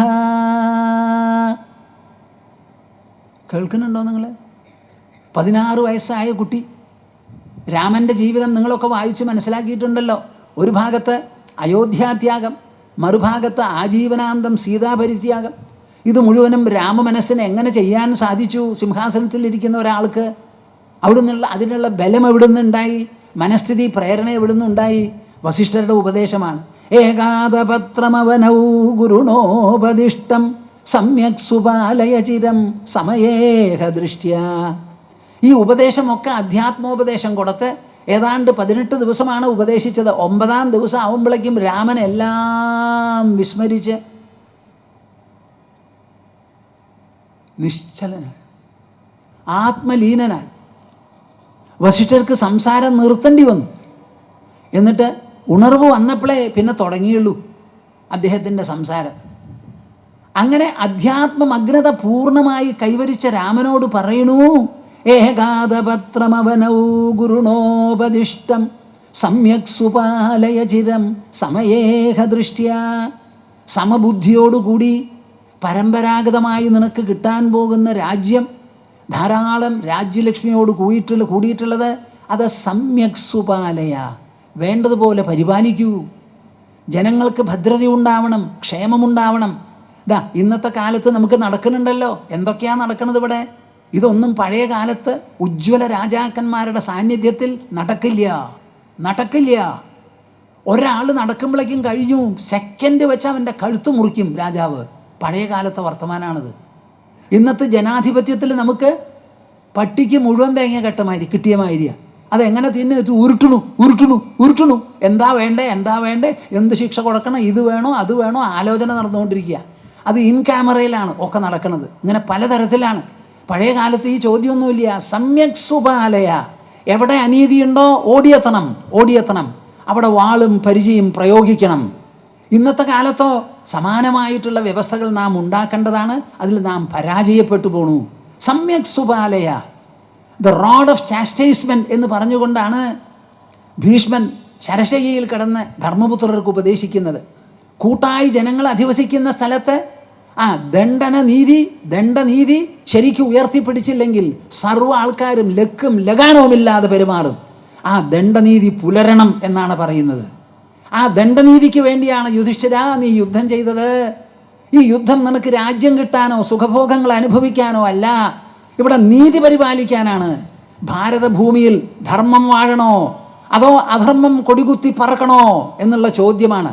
ആ ചോദ്യത്തിന് മറുപടിയായി ഭൂരിപക്ഷം ജനങ്ങളും അണിനിരന്നത് ദുര്യോധൻ്റെ കൂടെയായിരുന്നു. 11 അക്ഷൗഹിണി, 7 അക്ഷൗഹിണി സേനയേ ഉള്ളൂ പാവം യുധിഷ്ഠിരൻ്റെ കൂടെ. നിങ്ങൾ കേൾക്കണുണ്ടോ ഞാൻ പറയുന്നത്? 5000 കൊല്ലം മുമ്പിലത്തെ ഭാരത ചരിത്രമാണ് ഈ പറയുന്നത്. 11 അക്ഷൗഹിണി സേന ദുര്യോധനെ പിന്താങ്ങി. കളവും ചതയും നിഷ്ഠുരതയും കൊള്ളിവെപ്പും ഇത് തന്നെയാണ് നമുക്ക് വേണ്ടതെന്ന്. മറുഭാഗത്ത് പറയാൻ പാവം 7 അക്ഷൗഹിണി സേനയേ ഉള്ളൂ. ആ കൃഷ്ണൻ്റെ തന്ത്രം കൊണ്ടും ബുദ്ധി കൊണ്ടും മനസ്സാന്നിധ്യത്തും കൊണ്ടും മാത്രമാണ് പാണ്ഡവന്മാർക്ക് യുദ്ധം ജയിക്കാൻ സാധിച്ചത്. ഈ യുദ്ധം നിനക്ക് ഒറ്റയ്ക്ക് വേണ്ടി നിൻ്റെ അഭിലാഷം നിറവേറ്റാൻ വേണ്ടി ചെയ്തതല്ല. ഇത് ഭാരതത്തിൽ ധർമ്മനീതി പുലരണം എന്ന് വിചാരിച്ച് പ്രകൃതി തന്നെ സംവിധാനം ചെയ്ത് ആസൂത്രണം ചെയ്ത് നിന്നെ നിമിത്തമാക്കി ചെയ്തതാണ് ഈ യുദ്ധം. ഇതിൽ നിനക്ക് ദുഃഖിക്കേണ്ട ആവശ്യമില്ല. എങ്ങാനും ദുഃഖമുണ്ടെങ്കിൽ അശ്വമേധയാഗം കഴിച്ച് പുണ്യം സമ്പാദിച്ച് ആ സ്മൃതിയൊക്കെ മാറ്റൂ എന്ന് പറഞ്ഞ് ഉപദേശിച്ചു. ഇതാണ് അവിടെ നടന്നത്. ശ്രീരാമനോട് പറയുന്നത് ചിരം സമയേഹ ദൃഷ്ട്യ, ദീർഘകാലം രാജ്യം ഭരിക്കണം.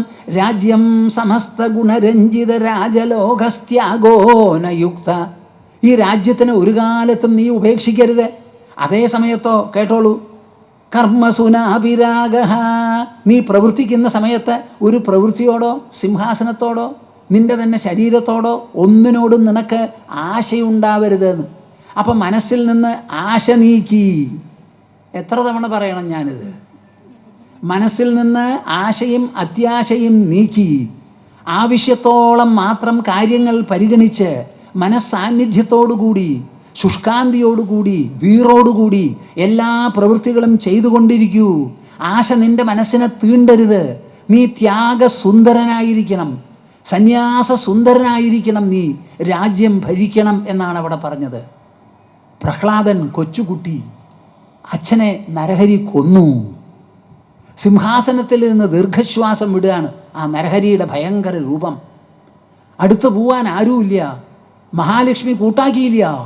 ഞാൻ കണ്ടിട്ടില്ലേ ഇങ്ങനെ ഒരു രൂപം, അതുകൊണ്ട് ഞാൻ പോവില്ലേ എന്ന് പറഞ്ഞ് പിന്മാറി. എന്നാൽ ഏത് കൊച്ചന് വേണ്ടി ഈ രൂപം ഉണ്ടായോ ആ കൊച്ചനെ തന്നെ പറഞ്ഞയക്കുക എന്ന് വിചാരിച്ച് ബ്രഹ്മാവ് പ്രഹ്ലാദനോട് പറഞ്ഞപ്പോൾ ആ 7 വയസ്സായ കുട്ടിക്ക് ഒരു കൂസലും ഉണ്ടായില്ല. വേച്ചങ്ങോട്ട് നടന്നു ചെന്നു, ഒരു ദണ്ഡ നമസ്കാരം, എണീറ്റ് സ്തുതി തുടങ്ങി. കാര്യങ്ങളെല്ലാം അവസാനിപ്പിച്ചതിന് ശേഷം നരഹരി പറയുകയാണ്, അച്ഛൻ പോയി സിംഹാസനത്തിലിരിക്കണം. പ്രഹ്ലാദൻ പറഞ്ഞു, പറ്റില്ല, ഞാൻ എല്ലാം വിട്ട് അസുരകുലത്തിൽ ജനിച്ചവനാണ്. അസുരപ്രേരണ എൻ്റെ മനസ്സിൽ ഉണ്ടാവാം, അതിനോടൊക്കെ മല്ലിടേണ്ട ഒരു തലയിലെഴുത്തുണ്ട്. അതൊക്കെ വിട്ട് ഞാൻ എല്ലാം വിട്ട് ഒരാശയമില്ലാതെ അങ്ങയുടെ പാദകമലങ്ങളെ ആശ്രയിച്ചിരിക്കുകയാണ് ഞാൻ. എന്നോടിതൊന്നും പറയരുതേ എന്ന് പറഞ്ഞപ്പോൾ നരഹരി എന്താ പറഞ്ഞതെന്നറിയോ? ഭോഗേന പുണ്യം കുശലേന പാപം. കേൾക്കുന്നുണ്ടോ കൂട്ടരെ നിങ്ങൾ? ഭോഗേന പുണ്യം കുശലേന പാപം കളേവരം കാലജവേന ഹിത്വാ കീർത്തിം വിശുദ്ധാം സുരലോകഗീതാം വിധായ മാമേഷ്യസി മുക്തബന്ധ. ഞാൻ ഈ ശ്ലോകങ്ങളൊക്കെ കാണുമ്പോൾ നിങ്ങളോട് എപ്പോഴും പറയാറതുപോലെ 1000 പൂർണ്ണചന്ദ്രന്മാർ അമാവാസി ദിവസം കറുത്തിരണ്ട ആകാശത്തിൽ ഉദിക്കുന്നത് പോലെയാണ് എനിക്ക് തോന്നുന്നത്. Here are the points of view for embellishing, enriching, empowering, elevating, enlarging and enlightening the human life. Where from will you get this kind of a perception, this kind of an evaluation, this kind of a critical analysis? എവിടെയാണ് നിങ്ങൾക്ക് കിട്ടുക? ഭോഗേന പുണ്യം. മനുഷ്യജന്മം തുടങ്ങുന്നത് പുണ്യവും പാപവും സമമാവുമ്പോഴാണ്. പുണ്യം കൂടിയാൽ ദേവൻ, പാപം കൂടിയാൽ മനുഷ്യേതര യോനികൾ, രണ്ടും തുല്യമാവുമ്പോഴാണ്. നിങ്ങൾക്ക് ഒരൊറ്റ ആൾക്കും പാപം കൂടി പുണ്യം കുറഞ്ഞു എന്ന് പറയരുത്. എല്ലാവരും തുല്യ പാപപുണ്യം. ആ പാപപുണ്യത്തിനെ നാം ഒടുക്കണം, അവസാനിപ്പിക്കണം. എങ്ങനെ? ഭോഗേന പുണ്യം. സുഖഭോഗങ്ങൾ അനുഭവിക്കുക, സൗകര്യങ്ങൾ ഉണ്ടാവുക ജീവിതത്തിൽ, ഇതൊക്കെ പുണ്യത്തിൻ്റെ ഫലമാണ്. അപ്പോൾ സൗകര്യത്തോടു കൂടി ജീവിച്ച് നിങ്ങൾ പുണ്യത്തിനെ അവസാനിപ്പിക്കൂ. കുശലേന പാപം. സിംഹാസനത്തിൽ ഇരിക്കുക എന്ന് പറഞ്ഞാൽ വളരെ പ്രിവിലേജ് ഉണ്ട്.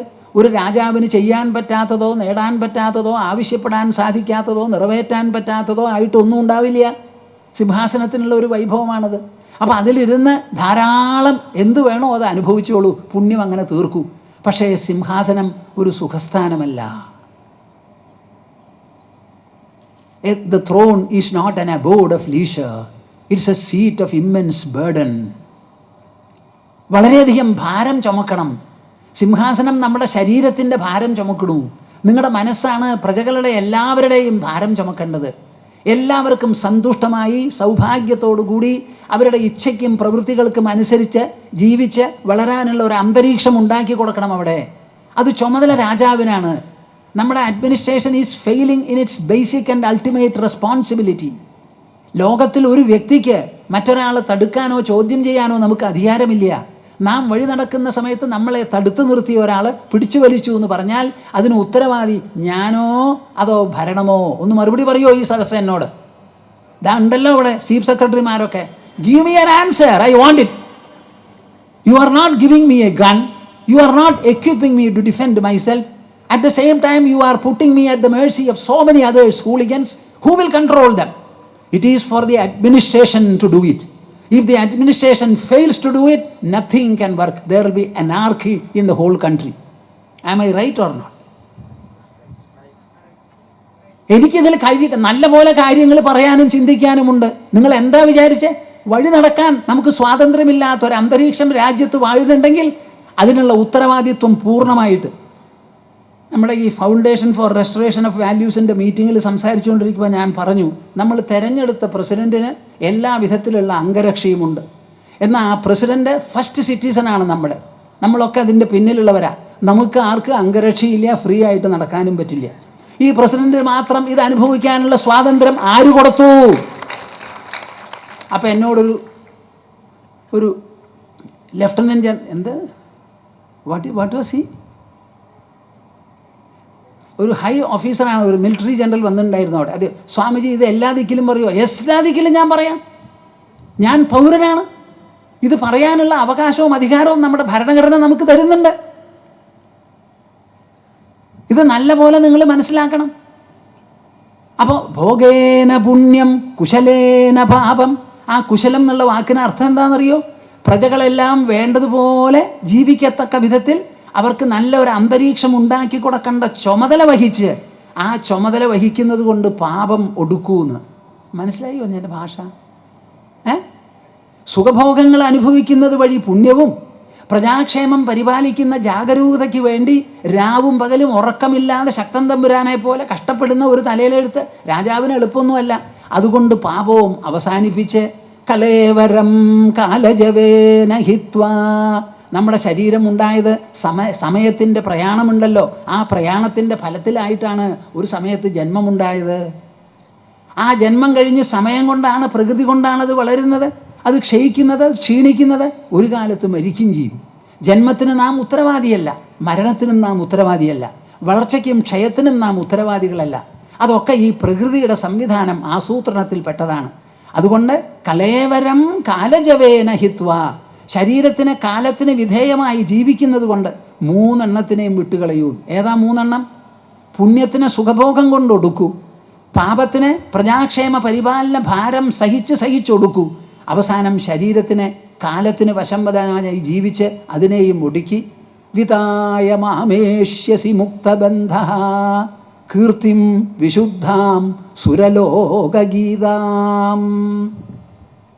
എത്ര ഭംഗിയായിട്ടാണ് പറഞ്ഞിരിക്കുന്നത്. ദേവലോകത്തുള്ളവർ പോലും സ്തുതിക്കാവുന്ന തരത്തിൽ സ്തുത്യർഹമായ ജീവിതം നയിച്ച് എല്ലാവരും സ്തുതിക്കും വിധം നിൻ്റെ ഗാഥകൾ ഇങ്ങനെ പാടട്ടെ, അങ്ങനെയായിട്ട് മുക്തബന്ധനായി എൻ്റെ അടുത്ത് വരുമെന്ന്. ഞാനിത് എന്തിനാ പറഞ്ഞത്?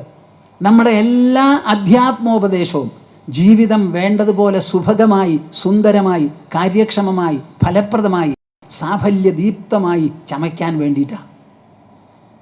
അതാണ് ഞാൻ പറഞ്ഞത്, ത്യാഗകർമ്മോജ്വലത. നിങ്ങൾ ജീവിച്ചോളൂ, ത്യാഗികളായി ജീവിക്കൂ.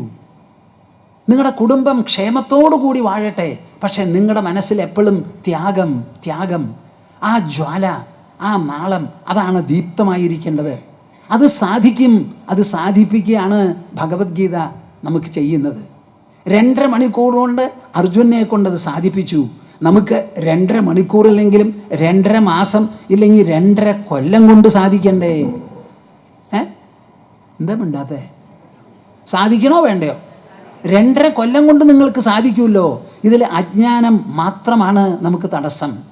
ആ ഭഗവത്ഗീത നിങ്ങളെല്ലാവരും വിചാരിക്കും അതൊരു കർമ്മശാസ്ത്രമാണെന്ന് വിചാരിച്ചോളൂ. ആ കർമ്മയോഗമാകണമെങ്കിൽ മനസ്സും ബുദ്ധിയും ഞാൻ ദീപ്തമാവണം. അതുകൊണ്ട് അതിൽ മുഴുവൻ പറഞ്ഞിട്ടുള്ളത് ദീപ്തമായിട്ടുള്ള ജ്ഞാനമാണ്. എന്താ അർജുനൻ ചെയ്തത്? കാർപ്പണ്യദോഷോപഹത സ്വഭാവ പൃച്ഛാമി ത്വാം ധർമ്മസമ്മൂഢചേതാ യശ്രേയസ്യാന്നിശ്ചിതം ബ്രൂഹി തന്മേ ശിഷ്യസ്തേഹം ശാധിമാം ത്വാം പ്രപന്നം. ഇതായിരുന്നു അർജുനൻ്റെ നിവേദനം. എൻ്റെ മനസ്സിൽ ഇടുക്കം പിടിപെട്ടിട്ടുണ്ട്, അതുകൊണ്ട് ഞാൻ വേണ്ടതുപോലെ ആലോചിക്കാൻ വയ്യാതെയിരിക്കുകയാണ്. കൃഷ്ണൻ പറയണു എൻ്റെ നിലപാട് തെറ്റാണെന്ന്, ഞാൻ വിചാരിച്ചു അത് ശരിയാണെന്ന്. യുദ്ധം പാടില്ല, ഇത് പാപാണെന്ന്. കൃഷ്ണൻ പറയണു ചെയ്യാതെ ഇരിക്കുന്നതാ പാപമെന്ന്. 2 പേര് 2 തരത്തിലാണ്. അപ്പോൾ എന്തോ ഇടുക്കണ്ട്. കൃഷ്ണ, അങ്ങ് പറയുന്നത് വിശ്വസിക്കാതെ തള്ളിക്കളയാൻ എനിക്ക് പറ്റില്ല. അപ്പോൾ ഇടുക്കമുണ്ട് എൻ്റെ മനസ്സിൽ. ആ ഇടുക്കമുള്ള മനസ്സിൽ നിന്ന് ആലോചിക്കുമ്പോൾ പൃച്ഛാമി ത്വാം ധർമ്മസമ്മൂഢചേതാ, എന്താണ് കർത്തവ്യം, എന്താണ് ധർമ്മം എന്ന് ചിന്തിക്കാൻ പറ്റാതെ ഞാൻ അങ്ങയെ ശരണം പ്രാപിക്കുന്നു. എനിക്ക് എന്തു വേണം? ശ്രദ്ധിച്ചോളൂ. യശ്രേയസ്യാത് നിശ്ചിതം ബ്രൂഹി തന്മേ, ശ്രേയസ് എങ്ങനെ ആയാൽ എനിക്ക് വരും എന്ന് പറഞ്ഞു തരൂന്ന് പലരും ചിന്തിക്കാത്തൊരു ഭാഗമാണ്. പടക്കളത്തിൽ നിന്നാണ് ശ്രേയസ് ചോദിക്കുന്നത്. എന്താണ് ഈ ശ്രേയസ്? പ്രേയസ്, ശ്രേയസ് എന്ന് 2 എണ്ണമാണ് നമുക്ക് ജീവിത ലക്ഷ്യങ്ങൾ. പ്രേയസ് എന്ന് പറഞ്ഞാൽ താൽക്കാലികമായും ഐന്ദ്രിയമായും സുഖമോ സമൃദ്ധിയോ ഉണ്ടാക്കി തീർക്കുന്നത്. ശ്രേയസ് എന്ന് പറഞ്ഞാലോ ആന്തരമായി, മാനസമായി, ബൗദ്ധമായി, അന്തരാത്മീയമായി നിരന്തരമായിട്ടുള്ള സുഖം, തൃപ്തി, സൗഭാഗ്യം. ഒന്ന് നശ്വരം, ക്ഷിപ്രം, ക്ഷണികം. മറ്റതോ സൂക്ഷ്മം, ആന്തരം, ശാശ്വതം. അങ്ങനെ ശാശ്വതമായിരിക്കുന്ന സുഖത്തിനാണ് ശ്രേയസ് എന്ന് പറയുക. പടക്കളത്തിൽ നിന്നാണ് ശ്രേയസ് അർത്ഥിച്ചത് ആര്? അർജുനൻ. നിങ്ങൾക്ക് എവിടെ വേണമെങ്കിൽ അവിടെ നിന്ന് അധ്യാത്മമായ ഗവേഷണം ചെയ്യാം. ഭഗവാനോട് നമുക്ക് ആവശ്യപ്പെടാം. നിങ്ങൾ വീട്ടിലാണെങ്കിൽ വീട്ടിൽ, മാർക്കറ്റിലാണെങ്കിൽ മാർക്കറ്റിൽ. അന്യജനങ്ങൾ പീഡിപ്പിക്കണമെങ്കിൽ ആ പീഡയ്ക്ക് വിധേയമായിരിക്കുന്ന സമയത്ത് നിങ്ങളുടെ മനസ്സിലുള്ള അഭിലാഷം, നിങ്ങളുടെ കുതിപ്പ് എപ്പോഴും ശ്രേയസ്സിന് വേണ്ടി ആവട്ടെ. നിങ്ങളുടെ വിശ്വാസം നിങ്ങളെ ബലി കഴിക്കരുത്. നമ്മുടെ വിശ്വാസം നാം വിടരുത്, മുറുക്കി പിടിക്കണം. നാം വീട്ടിലായിരിക്കാം, നമുക്ക് പണമുണ്ടാവാം, ആൾ സ്വാധീനമുണ്ടാവാം. ഇതൊക്കെ അർജുനന് വേണ്ടത്തോളം ഉണ്ടായിരുന്നു. എല്ലാം ഉണ്ടായിട്ടും സർവ്വതും ബലി കഴിച്ചു. മനസ്സ് ഭ്രമിച്ചു, ബുദ്ധി ചെയ്യുന്നത് തെറ്റാണെന്ന് പറഞ്ഞു. സപ്തനാഡികളും തളർന്നു, ഗാണ്ഡീവം കയ്യിൽ നിന്ന് വീണു, വായ വരണ്ടു. അങ്ങനെ വ്യക്തിത്വത്തിലുള്ള എല്ലാം അർജുനന് ബലി കഴിച്ചു. കാരണം എന്താ? അനശ്വരമായിരിക്കുന്ന ഒരു നേട്ടമുണ്ട്, അത് നേടാത്തതിൻ്റെ പേരിൽ. ശ്രോതാക്കളെ, പ്രേക്ഷകരെ, നിങ്ങൾ മനസ്സിലാക്കൂ. നമുക്ക് ആവശ്യം ആ അനശ്വരമായിരിക്കുന്ന ലാഭമാണ്. അതിനുള്ള ഇച്ഛ, അത് വേണം എന്നുള്ള ഒരാഗ്രഹം, ഒരു ആസ്പിറേഷൻ, അതിനുള്ള ഉത്കണ്ഠ നിങ്ങളുടെ മനസ്സിൽ എപ്പോൾ വേണമെങ്കിലും പൊട്ടിമുളയ്ക്കാം. ഇതാ പടക്കളത്തിൽ, തേർത്തടത്തിൽ നിൽക്കാൻ വയ്യാതെ ഒടിഞ്ഞു കുഴഞ്ഞു തൂങ്ങിയിരിക്കുന്ന അർജുനൻ കൃഷ്ണനോട് ചോദിക്കുകയാണ്, യശ്രേയസ്യാൻ നിശ്ചിതം ബ്രൂഹി തന്മേ. ഈ ശ്രേയസ്സാണ് നചികേതസ് കഠോപനിഷത്തിൽ യമൻ്റെ മുൻപിൽ ചോദിച്ചത്. അങ്ങ് എനിക്ക് തരാമെന്ന് പറയുന്ന കുതിരയും ആനയും നാട്യവും നടനവും സുന്ദരികളും ഭൂമിയും എനിക്ക് വേണ്ട. ഞാൻ ചോദിച്ച ആത്മജ്ഞാനം മാത്രം മതി എനിക്ക്, അനശ്വരമായിരിക്കുന്ന അങ്കൂരം മാത്രം മതി എനിക്ക് എന്ന് കൊച്ചൻ ചോദിച്ചു.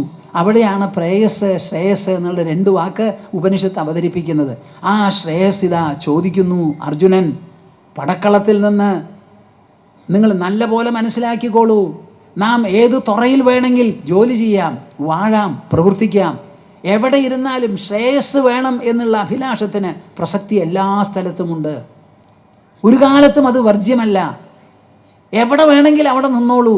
ശ്രേയസ്സായിരിക്കണം നിങ്ങളുടെ അഭിലാഷം. ആ ശ്രേയസ് എന്താണെന്ന് അർജുനൻ തന്നെ നിർവചിക്കുന്നു. നഹി പ്രപശ്യാമി മമാപനുദ്യാത് യച്ഛോകമുച്ഛോഷണമിന്ദ്രിയാണാം അവാപ്യ ഭൂമാവസപത്നമൃദ്ധം രാജ്യം സുരാണാമപി ചാധിപത്യം. ഇനി ചോദിക്കരുത്, സംശയിക്കരുത്, എന്താണ് ശ്രേയസ് എന്ന്.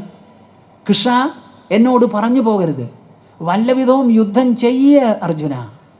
ചെയ്തു കഴിഞ്ഞ് ജയിച്ചാൽ നിനക്ക് രാജ്യം കിട്ടും, തോറ്റാൽ സ്വർഗം കിട്ടും. മിണ്ടരുത് എന്നോട്. എനിക്ക് എണീക്കാൻ തന്നെ വയ്യാണ്ടിരിക്കുകയാണ് ഞാൻ, ദുർബലനായിട്ട്. അപ്പം ഞാൻ ആവശ്യപ്പെടുന്ന ശ്രേയസ് എങ്ങനത്തതാ? എൻ്റെ ശരീരം മുഴുവൻ ചുട്ടു നീറിക്കൊണ്ടിരിക്കുകയാണ്, ഉള്ളിലുള്ള ദുഃഖം. കേട്ടിട്ടുണ്ടോ നിങ്ങളൊക്കെ ദുഃഖിച്ചാൽ കുറച്ച് കരയും. ശരീരം ചുട്ടു നീറുമോ? ഇവിടെ ആരെങ്കിലും ഉണ്ടോ ശരീരം ചുട്ടു നീറിയവരെ ദുഃഖം കൊണ്ട്? ആരും ഉണ്ടാവില്ല. കൃഷ്ണൻ പറയുന്നത് എന്താ? നഹി പ്രപശ്യാമി മമാപനുദ്യാത് യച്ഛോകം ഉച്ഛോഷണമിന്ദ്രിയാണാം. എൻ്റെ ഇന്ദ്രിയങ്ങളെ മുഴുവൻ ചുക്കി വരട്ടുന്ന ദുഃഖമാണ് എൻ്റെ ഉള്ളിലുള്ളത്. അതിനെ നീക്കാനുള്ള ഒരു വഴിയാണ് എനിക്ക് ആവശ്യം. ഞാൻ ശ്രേയസ് കൊണ്ട് ഉദ്ദേശിക്കുന്നത് അതാണ്. അപ്പം എൻ്റെ മനസ്സിലുള്ള ദുഃഖകാരണങ്ങൾ എന്തെല്ലാം ഉണ്ടോ ആ കാരണങ്ങൾ മുഴുവൻ കംപ്ലീറ്റ് ആയിട്ട് തുടച്ചു മാറ്റി എൻ്റെ ഉള്ളിൽ സുഖോത്സവം ജനിക്കണം. എന്ത്? സുഖോത്സവം ജനിക്കണം. എൻ്റെ ഉള്ളിൽ നന്ദനവനമാകണം. അതാണ് എനിക്ക് ആവശ്യം. ആ ദുഃഖം നീങ്ങി സ്ഥിരമായിട്ടുള്ള സുഖം കൈവരുന്നത് വരെ ശ്രേയസ് കിട്ടി എന്ന് പറയാൻ ഞാൻ ഒരുക്കമില്ല. അങ്ങനെ പറഞ്ഞപ്പോഴാണ് വളരെ ക്ലീൻ സ്ലേറ്റായി അർജുനൻ്റെ മനസ്സ്. എന്ത് വിത്ത് വേണമെങ്കിൽ അവിടെ കുത്തിയിടാം. അപ്പോഴാണ് കൃഷ്ണൻ തുടങ്ങിയത് കാര്യങ്ങൾ പറയാൻ. ആ കാര്യങ്ങൾ പറഞ്ഞ് മനസ്സിലാക്കാൻ ഒരൊറ്റ വഴിയേ ഉള്ളൂ. പ്രേക്ഷകന്മാരെ നല്ല പോലെ മനസ്സിലാക്കൂ. തത്വവിചാരം. എന്ത്? ഒന്ന് എല്ലാവരും പറയും കേൾക്കട്ടെ. ആ തത്വവിചാരം നിങ്ങളുടെ ഉള്ളിൽ പ്രവേശിക്കുന്നത് വരെ നിങ്ങൾക്ക് ഉദ്ഗതിയോ ഉന്നമനമോ പൂർണ്ണതയോ സൗഭാഗ്യമോ വരാൻ പോകുന്നില്ല. ബുദ്ധിയുണ്ട്, ഉപയോഗിക്കൂ, ഉപയോഗിക്കൂ, ആലോചിക്കൂ, ആലോചിക്കൂ. കൃഷ്ണൻ എന്താ ചെയ്തത്? പറഞ്ഞു. അർജുനൻ എന്താ ചെയ്തത്? കേട്ടു. എന്നിട്ട് അർജുനിൽ ഉണ്ടായത് എന്താ? ഉൾപരിവർത്തനം, ഉൾപരിഷ്കാരം, ഉൾപൂർണ്ണത, ഉൾനികവ്. അതാണ് അർജുനിൽ ഉണ്ടായത്. അതിന് വിചാരം മാത്രമേ ഉള്ളൂ. ഈ വിചാരം ആരാ നടത്തുക? ബുദ്ധിയാണ് നടത്തുക. നമുക്ക് 4 വിധത്തിലുള്ള പ്രവൃത്തികളാണ്. ശരീരം കൊണ്ടും ഇന്ദ്രിയങ്ങൾ കൊണ്ടുമുള്ളത്, ഇത് ലോവസ്റ്റ്, ഏറ്റവും താണത്. പിന്നെ വായ കൊണ്ടുള്ള സംസാരം, അതിലും അല്പം മീതെ. മനസ്സുകൊണ്ടുള്ള മനനം, അതിലും മീതെ. ബുദ്ധി കൊണ്ടുള്ള ആലോചന. ഇന്നും ബുദ്ധിമാന്മാർക്കല്ലേ ഇവിടെ ശമ്പളവും സമ്പന്നതയും ഒക്കെ ഏറ്റവും അധികം അല്ലേ? അതോ പെഹൽവാന്മാർക്കോ? ഒന്ന് പറയും, ആർക്കാ കൂടുതൽ ശമ്പളം കിട്ടുക? ഈ ലോകത്തിനെ ഭരിക്കുന്നത് 2 ഘടകമാണ്: പണം, ബുദ്ധി. എന്ത്? പണം കൊണ്ട് ബുദ്ധി ഉണ്ടാവില്ല, ബുദ്ധി കൊണ്ട് പണം ഉണ്ടാവും. പണം നമ്മുടെ കയ്യിലില്ല, ബുദ്ധി നമ്മുടെ കയ്യിലുണ്ട്. നമുക്ക് ഭരിക്കേണ്ട ആവശ്യമില്ല, പക്ഷേ നാം വേണ്ടതുപോലെ ഭരിപ്പിക്കും. അതിനുള്ള ബുദ്ധി നമ്മുടെ കയ്യിലുണ്ട്. ആ തീരുമാനം നിങ്ങൾക്ക് ഉണ്ടാവട്ടെ. ലോകത്തിൽ എന്നും കൊടികുത്തി വാഴുന്നത് പണവും ബുദ്ധിയുമാണ്. അത് രണ്ടിനും വിധേയമാണ് ഇവിടെ എല്ലാം തന്നെ. ബുദ്ധിയുള്ളവനെ നിങ്ങൾ എവിടെ കൊണ്ടിട്ടാലും, പാറപ്പുറത്തിട്ടാലും അയാളിത് പൂങ്കാവനമാക്കി തീർക്കും. പണം കൊണ്ട് ബുദ്ധി ഉണ്ടായി എന്ന് വരില്ല. നിങ്ങൾ പണം കൊണ്ട് പെരുന്നോളൂ, ധാരാളം വാരിക്കോരി കുട്ടികൾക്ക് തിന്നോളൂ, ബുദ്ധി വളരില്ല. അപ്പോൾ ബുദ്ധി, ബുദ്ധി ഇത് വളരെ പ്രധാനമാണ്. ആ തത്വവിചാരം ബുദ്ധി ചെയ്യേണ്ട പ്രവൃത്തിയാണ്. ആ തത്വവിചാരം അങ്ങോട്ട് ഉദ്ദീപിപ്പിച്ച് കൃഷ്ണൻ സംസാരിക്കാൻ തുടങ്ങി. ആദ്യം സംസാരിച്ചതെന്താ? അത് പറഞ്ഞിട്ട് നിർത്താൻ മണി 7:30ആയി. നത്വേവാഹം ജാതുനാസം നത്വം നേമേ ജനാധിപാഃ നചൈവന ഭവിഷ്യാമഃ സർവേ വയമതഃ പരം. ഈ പറഞ്ഞത് എല്ലാവർക്കും ബാധകമാണ്. ഇത് അർജുനൻ തേർത്തടത്തിലിരുന്ന് കുരുക്ഷേത്ര യുദ്ധസംഭവത്തിൽ തുടങ്ങുന്നതിന് മുൻപ് കൃഷ്ണനോട് ചോദിച്ചപ്പോൾ കൃഷ്ണൻ പറഞ്ഞതാ. അതേമാതിരി ഒരു കുരുക്ഷേത്ര യുദ്ധം എനിക്കും ഉണ്ടാവട്ടെ. എന്നിട്ട് ഞാൻ തേരിൽ കയറി ഇരിക്കുമ്പോൾ ഒരു കൃഷ്ണച്ചാര് വരട്ടെ അവിടെ, എന്നിട്ട് സംസാരിക്കുമ്പോൾ ഞാൻ കേൾക്കാം എന്ന് നിങ്ങൾ വിചാരിക്കരുത്. ആ സംഭവം ഒരു ദൃഷ്ടാന്തമായി, സ്മരണീയമായി, നിത്യസ്മരണീയമായ ഒരു കാര്യമായിട്ടേ പറയുന്നുള്ളൂ. ആ പറയുന്ന വാക്കുകൾ മനസ്സും ബുദ്ധിയുമുള്ള എല്ലാവർക്കും ഒരുപോലെ പ്രസക്തമാണ്. നത്വേവാഹം ജാതുനാസം. അർജുന അർജുന അർജുനൻ്റെ വിചാരം എന്താ? ദേവകി പ്രസവിച്ചപ്പോഴാണ് കൃഷ്ണൻ ജനിച്ചത്. എന്നാ കാര്യം അങ്ങനെയല്ല കേട്ടോ. ദേവകി പ്രസവിച്ചത് എൻ്റെ ശരീരത്തിനെയാണ്. എൻ്റെ ശരീരത്തിൽ ഒരു സാന്നിധ്യമുണ്ട്. ആ സാന്നിധ്യം ദ്രവ്യത്തിനും ഊർജത്തിനും അതീതമാണ്. നമ്മുടെ ശരീരം മാറ്റർ എനർജി അഗ്രിഗേറ്റാണ്, ദ്രവ്യോർജ സംഘാതമാണ്. ആ ദ്രവ്യത്തിനാകട്ടെ ഊർജത്തിനാകട്ടെ ചിന്തിക്കാനോ സ്മരിക്കാനോ സംവേദനശീലമോ ഒന്നും തന്നെ ഇല്ല.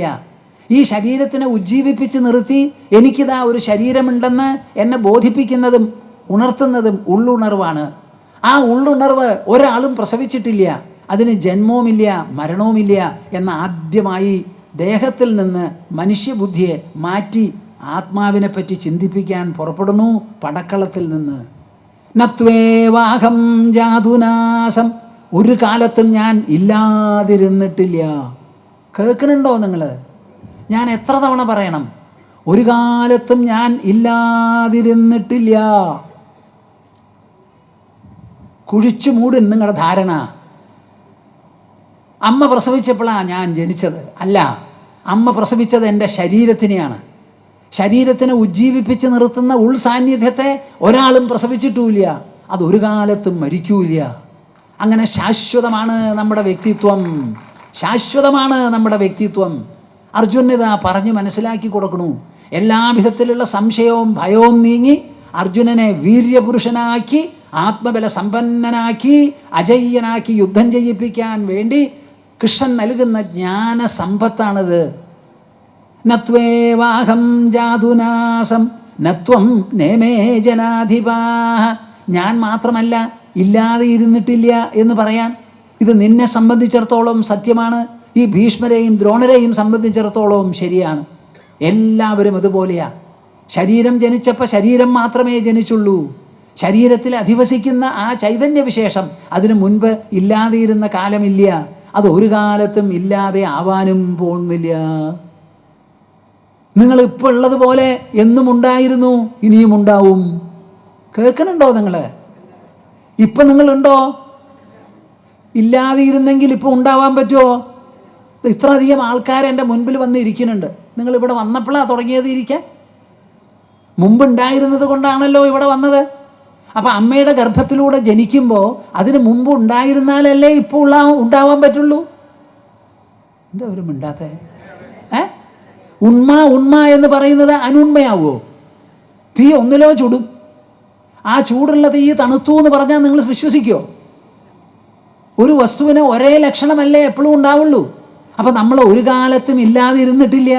ഇനി ശരീരം വീഴുമ്പോൾ ഇല്ലാതെ ആവാനും പോകുന്നില്ല. ഇപ്പം എങ്ങനെ ശരീരത്തോടു കൂടി ഇരിക്കുന്നുവോ ശരീരമില്ലാതെ ഇരിക്കും. ശരീരമില്ലാതെ മുമ്പിലിരുന്നു. ഇപ്പോഴും ഞാൻ ശരീരമല്ല, എനിക്കൊരു ശരീരമുണ്ട്. നിങ്ങളുടെ വീട് വിറ്റ് നിങ്ങൾ പോകുമ്പോൾ നിങ്ങളും ഇല്ലാതെയാവോ വീടിൻ്റെ കൂടെ? നമ്മൾ വസ്ത്രം ധരിച്ചിരിക്കുകയാണ്. ധരിക്കാനുള്ള വസ്ത്രം നമ്മൾ മേടിച്ചു, പുതിയതിട്ട് അണിഞ്ഞു. ആ സമയത്തെ ശരീരം ഉണ്ടായുള്ളൂ, ഒരു കാലത്തുമല്ല. അപ്പം നാം ഒരു കാലത്തും ഇല്ലാതെ ഇരുന്നിട്ടില്ല, ഇല്ലാതെ ആവാനും പോകുന്നില്ല. ശാശ്വതമാണ് അർജുന മനുഷ്യൻ്റെ സത്താവിശേഷം, മനുഷ്യൻ്റെ ഉൾവ്യക്തിത്വം ശാശ്വതമാണ്.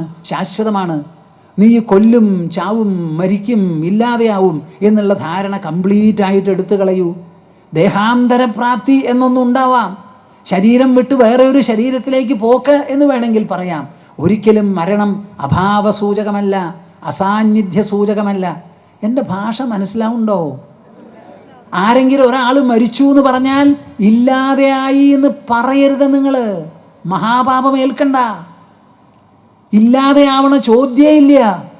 നമ്മൾ എപ്പോഴും ഉള്ളവരാണ്, ഉണ്ടായിരുന്നു, ഇനിയും ഉണ്ടാവും. ആകാശത്തെ പോലെ, പരമേശ്വരനെ പോലെ ഒരു കാലത്തും നമുക്ക് നാശമില്ല.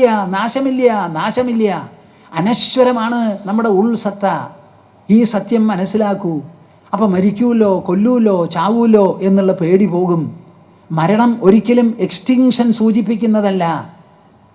ശരീരത്തിൽ പലവിധത്തിലുള്ള മാറ്റങ്ങൾ ചെറുപ്പം മുതൽക്കുണ്ടായതുപോലെ ബാല്യം, ശൈശവം, ബാല്യം, കൗമാരം, യൗവനം, വാർദ്ധക്യം എന്ന് പറഞ്ഞതുപോലെ ഒരു കാലത്ത് പ്രാണൻ നിൽക്കും അതിൽ, അത്രയേ ഉള്ളൂ.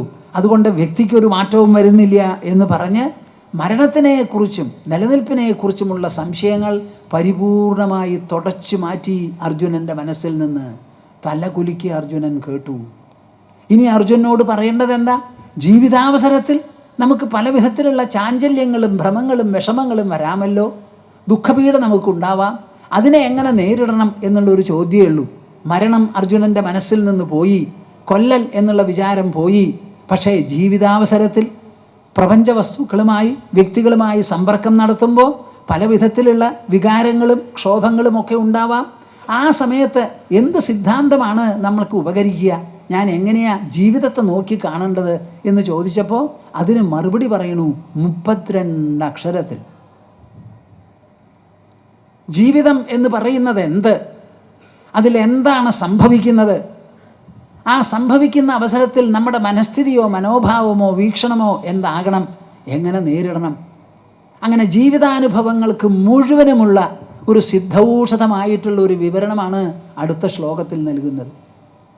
ഇതെല്ലാം നൽകി പറഞ്ഞ് മനസ്സിലാക്കി കൊടുക്കണത് എന്തിനാ? അർജുനൻ്റെ മനസ്സിൽ നിന്ന് 3 കാര്യങ്ങൾ മാറ്റാൻ.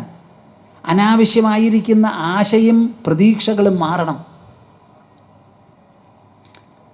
തൻ്റെ എന്ന് പറഞ്ഞിട്ടുള്ള പൊസസീവ്നെസ് ഉണ്ടല്ലോ, മമത, അത് മനസ്സിൽ നിന്ന് പോണം. അവസാനം അഹങ്കാരവും പോണം. തന്നെ ബാക്കിയുള്ളവരിൽ നിന്ന് അന്യമാക്കി നിർത്തുന്ന ഒരു ചിന്താഗതിയാണ് ഈ അഹങ്കാരം എന്ന് പറഞ്ഞാൽ. എപ്പം ഞാൻ എന്ന് പറഞ്ഞു അപ്പം നീ വന്നു, ഞാനും നീയും വന്ന ഇനി ഒരുത്തൻ, ഒരുത്തി, ഇവർ, അവർ എന്നൊക്കെ വന്നു. അപ്പം നമ്മളെ മാറ്റി നിർത്തുന്നതാണ് ഈ കാര്യങ്ങൾ. ഈ 3 കാര്യങ്ങളെ മനസ്സിൽ നിന്ന് ത്യജിക്കണം, മനസ്സിൽ നിന്ന് ഉപേക്ഷിക്കണം, അവയെ അതിജീവിക്കണം, കടത്തി വയ്ക്കണം. അതിനുള്ള ഉപദേശമാണ് ഭഗവത്ഗീതയിൽ മുഴുവൻ നൽകുന്നത്. അതാണ് ഞാൻ ഇങ്ങനെ ഒരു ശീർഷം കൊടുത്തത്. എന്താ? ത്യാഗകർമ്മോജ്വലത. ഭഗവത്ഗീതയുടെ കൊടുത്തത് ശരിയായി എന്ന് നിങ്ങൾക്ക് തോന്നുന്നുണ്ടോ? എന്താ ഒരു മിണ്ടാത്തെ?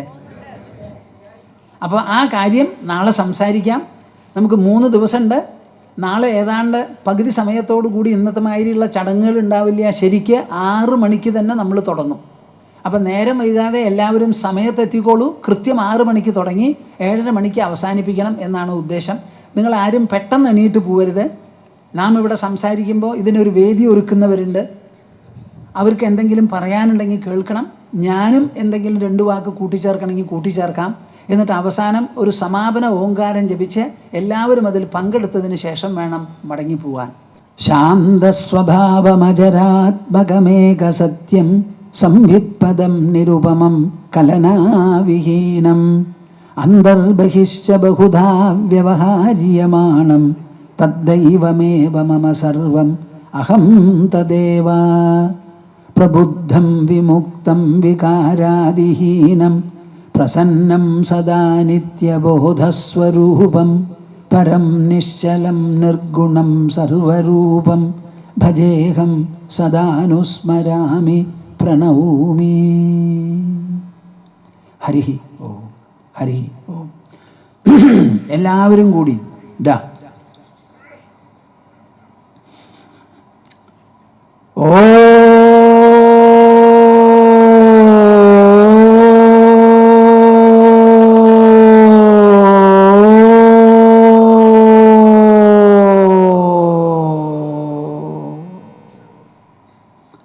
ഹരി ഓം.